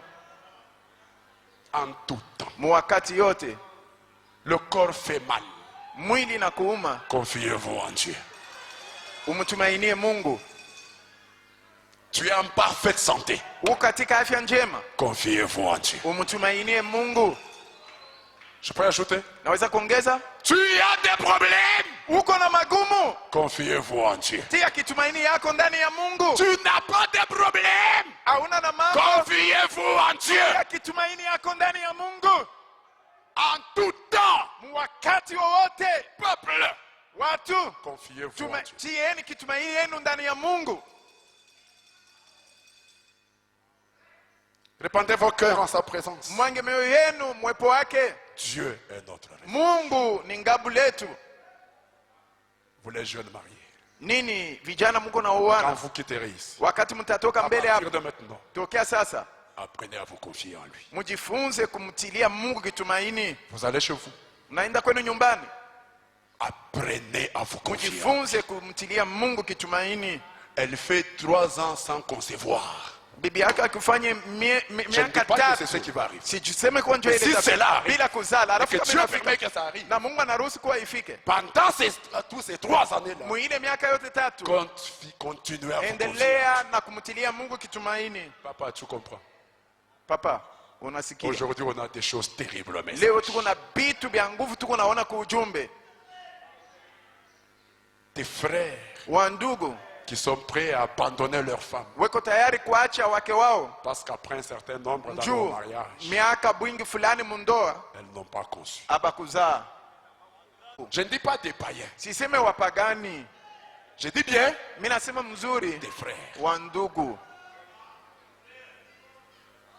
qui sont prêts wenye kwa tayari à abandonner leurs femmes kuacha babibi yabo ou aller chercher une deuxième juu ya femme, kwenda kutafuta bibi mwingine wa pili, avoir 2 femmes kuwa na babibi bawili, parce que kwa kuwa ça fait des années kuna kawia miaka mingi qu'elle n'a pas eu d'enfant. akuzaa mtoto.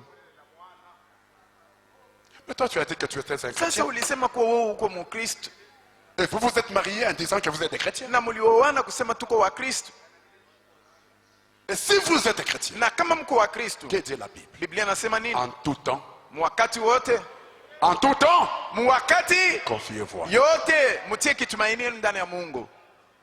des femmes Wanawake dans ce message mumujumbe hii qui sont prêtes à quitter leur mari weko tayari kuacha wa bwana yao à cause de la souffrance. njuu ya mateso.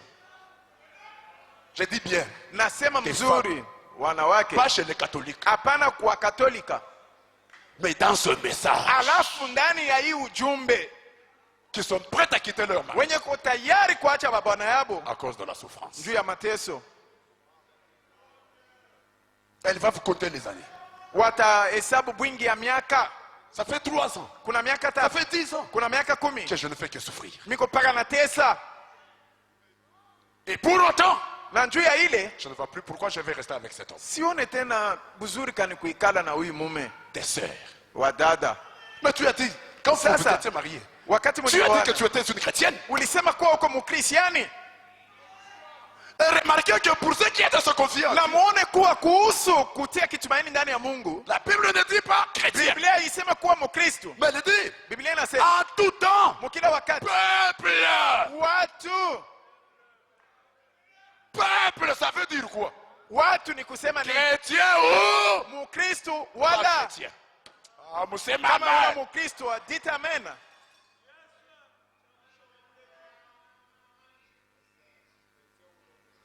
C'est terrible. Ni ya nguvu sana. Le nouveau président zambien là, Raisi mpya wa Mzambia ule il a dit quelque chose qui m'a beaucoup alisema kitu moja kenye étonné. kilinishangazwa sana. Vous savez d'abord pour qu'il soit Unajua, président, kwanza njuu ya kusema ateuliwe kama rais, il s'est présenté comme candidat 6 fois. yeye alipeleka jina yake mara 6 Et leur mandat, c'est 5 ans. na wao Donc, mu mamlaka wanafanya miaka 5. Il s'est présenté pendant 30 ans. Yeye alipeleka jina yake miaka 13 Pour devenir président. juu ya kusema wamteue kuwa rais miaka 13. Maintenant, dans son Sasa discours, quand il parle, il dit, mutuba yake wakati unasema j'ai fait 30 ans anasema nilifanya miaka 13 jusqu'à ce que je suis devenu président. mpaka pale Il dit, niliteuliwa dans kwa ma nature, muhali yangu.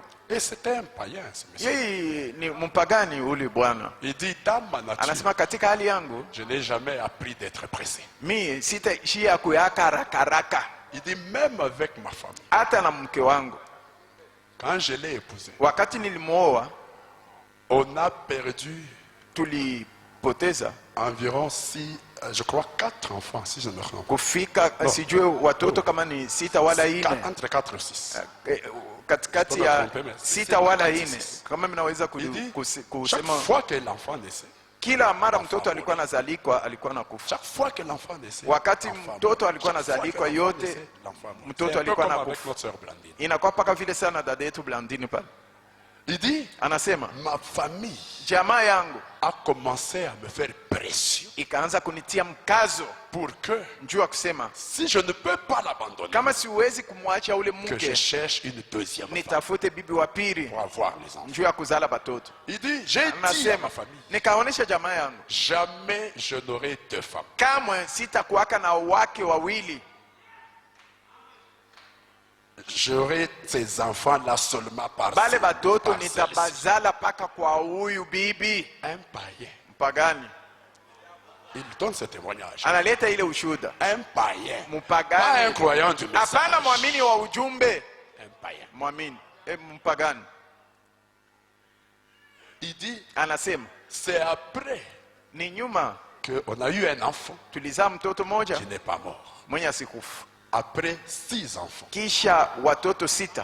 Et quand on a eu celui-là, Wakati tulizala ule, Dieu nous a donné un autre. Mungu alitupa Il mwingine. parle de Dieu. Eko nasema Dieu juu nous ya a Mungu. donné. Mungu alitupa Il mwingine, nous a donné un autre. alitupa tena Il nous a mwingine, donné un autre. alitupa mwingine, Et aujourd'hui, na leo j'ai 4 enfants. miko na watoto 4. Il dit, c'est comme ça que j'ai appris que dans la Anasema vie, njoo ya hivi nilijifunza kuwa il ne faut mumaisha jamais être pressé. haifai kuwa haraka. Je suis un homme habitué à endurer. Miko mtu mwenye kuzoea Un païen. kushindana, miko mpagani. C'est pourquoi Jésus Ni kwa maana Yesu alisema ne vous moquez pas de ces païens, musichekelee hao wapagani, parce qu'ils vous précéderont dans le royaume. watamitangulia kuingia mbele yenu muufalme. Peuple, Watu en tout temps, mukila wakati confiez-vous en lui. mutie kitumaini yenu ndani yake, Oh, japo pour vous confier en lui, juu ya kutia kitumaini yenu ndani yake il faut savoir comment le ilifai faire. kujua namna gani kutia kile Parce kitumaini, qu'il a caché ça. kwa kuwa alificha Qui lile. peut dire Na amen? naweza kusema amina. Il faut savoir comment. Inafai kujua namna gani Parce kutia qu'il a kitumaini. caché ça. Juu alificha ile namna. Maintenant, Sasa pour le savoir, juu ya kuijua, Matthieu 11. Mathayo 11, Et on va prier. na tutaomba Pour qu'il vous le révèle. juu apate kukufunulia hiyo.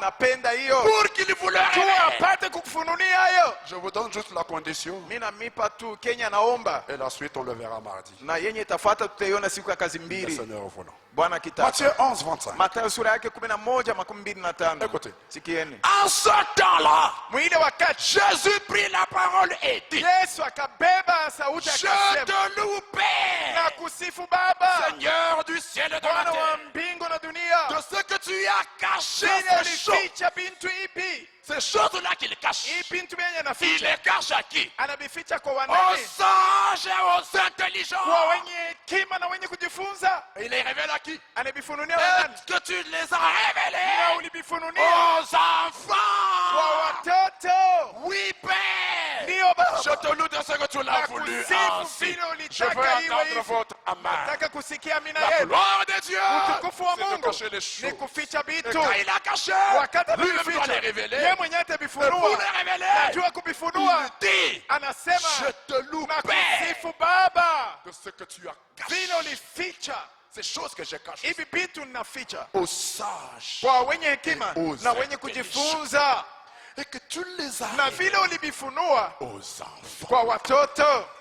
Donc, Maana yake pour qu'ils vous le mtu apate kukufunulia hivyo, acceptez d'être un enfant. ichika uwe mtoto. Musema amen. Itamena. Mais beaucoup ne veulent pas Alafu accepter d'être wengi un enfant. awaichike kuwa watoto. Beaucoup veulent être des personnes adultes. Wengi wanataka kuwa watu wakubwa. Beaucoup veulent être des Wengi personnes wanataka kuwa watu considérées. wenye baba bebe na bei. Beaucoup veulent être Wengi wanataka des grandes personnes. kuwa watu wakubwa. Mais quand vous devenez grand, Alafu wakati unakuwa mtu mkubwa, vous quittez la condition de la révélation.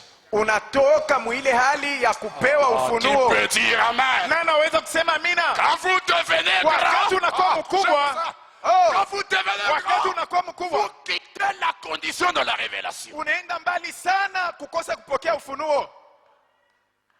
Quand vous devenez quelqu'un d'important, Wakati unakuwa mtu wa mafaa, moi, mimi huyu, si ce n'est moi, kama ingekuwa mimi, sans moi ici, pasipo mimi huyu. quand vous quittez Wakati position unatoka d'enfant, ile msimamo ya mtoto mdogo, les choses cachées resteront cachées. vile bintu vyenye kufuchama bitabaki vyenye kufuchama kwako, Et tu ne sauras pas comment te confier. na hautajua namna gani kutia kitumaini yako ndani ya Mungu. Quand tu prends la position d'un je sais tout. Wakati wewe unasimama unasema mimi najua vyote, Frère, qu'est-ce que toi tu peux me dire? ndugu, utanionyesha kitu gani? Toi tu es venu au message. Ulikuja kuujumbe wakati gani? Tu sais quand est-ce que moi je suis venu au message? Unajua ni wakati gani mimi niliamini ujumbe? Vous quittez la position d'enfant. Unatoka msimamo ya mtoto mdogo, Et beaucoup de maris font ça. na babwana ba mingi beko nafanya vile. Frère, tu comprends ce que je dis? Ndugu, unasikia kenye mimi unasema? Toi tu es une femme, tu ne peux rien me dire. Wewe uko mwanamke utaniambia nini? Même quand ce qu'elle dit c'est la parole, Hata kenye mwanamke yuko nasema ni neno, lui va dire. yeye atasema. Toi tu connais la parole plus que moi. Ikala kimya, wewe unajua sauti neno kama mimi. Tais-toi. Kaa kimya. Tu ne sais pas que je suis ton chef? Aujue kuwa mimi niko mkubwa juu yako. Au-dessus de toi, tu as aussi un chef.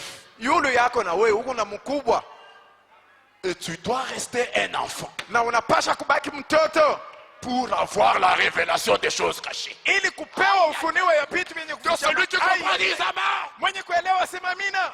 Alors ce matin, Sasa asubuhi je hii termine en disant, namaliza mkisema, si vous aviez quitté la position d'enfant kama ulitoka pafazi ya butoto pour devenir un grand, juu ya kuwa mkubwa, un homme important, mtu wa une femme mafaa, importante, mwanamke wa mafaa, revenez à la position d'enfant. shuka urudi kwa hali ya Vous butoto. savez, amen. Di tena amena, Revenez à la position d'enfant. urudi kwa hali ya butoto.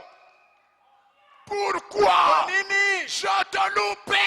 Kusifu Baba, Pour ce que tu as caché ces choses vile ulificha vitu aux hivi sages kwa et watu aux wenye intelligents hekima na wenye et que tu les kujifunza, as révélés à qui? na vile uliwafunulia nani? Aux enfants. Watoto.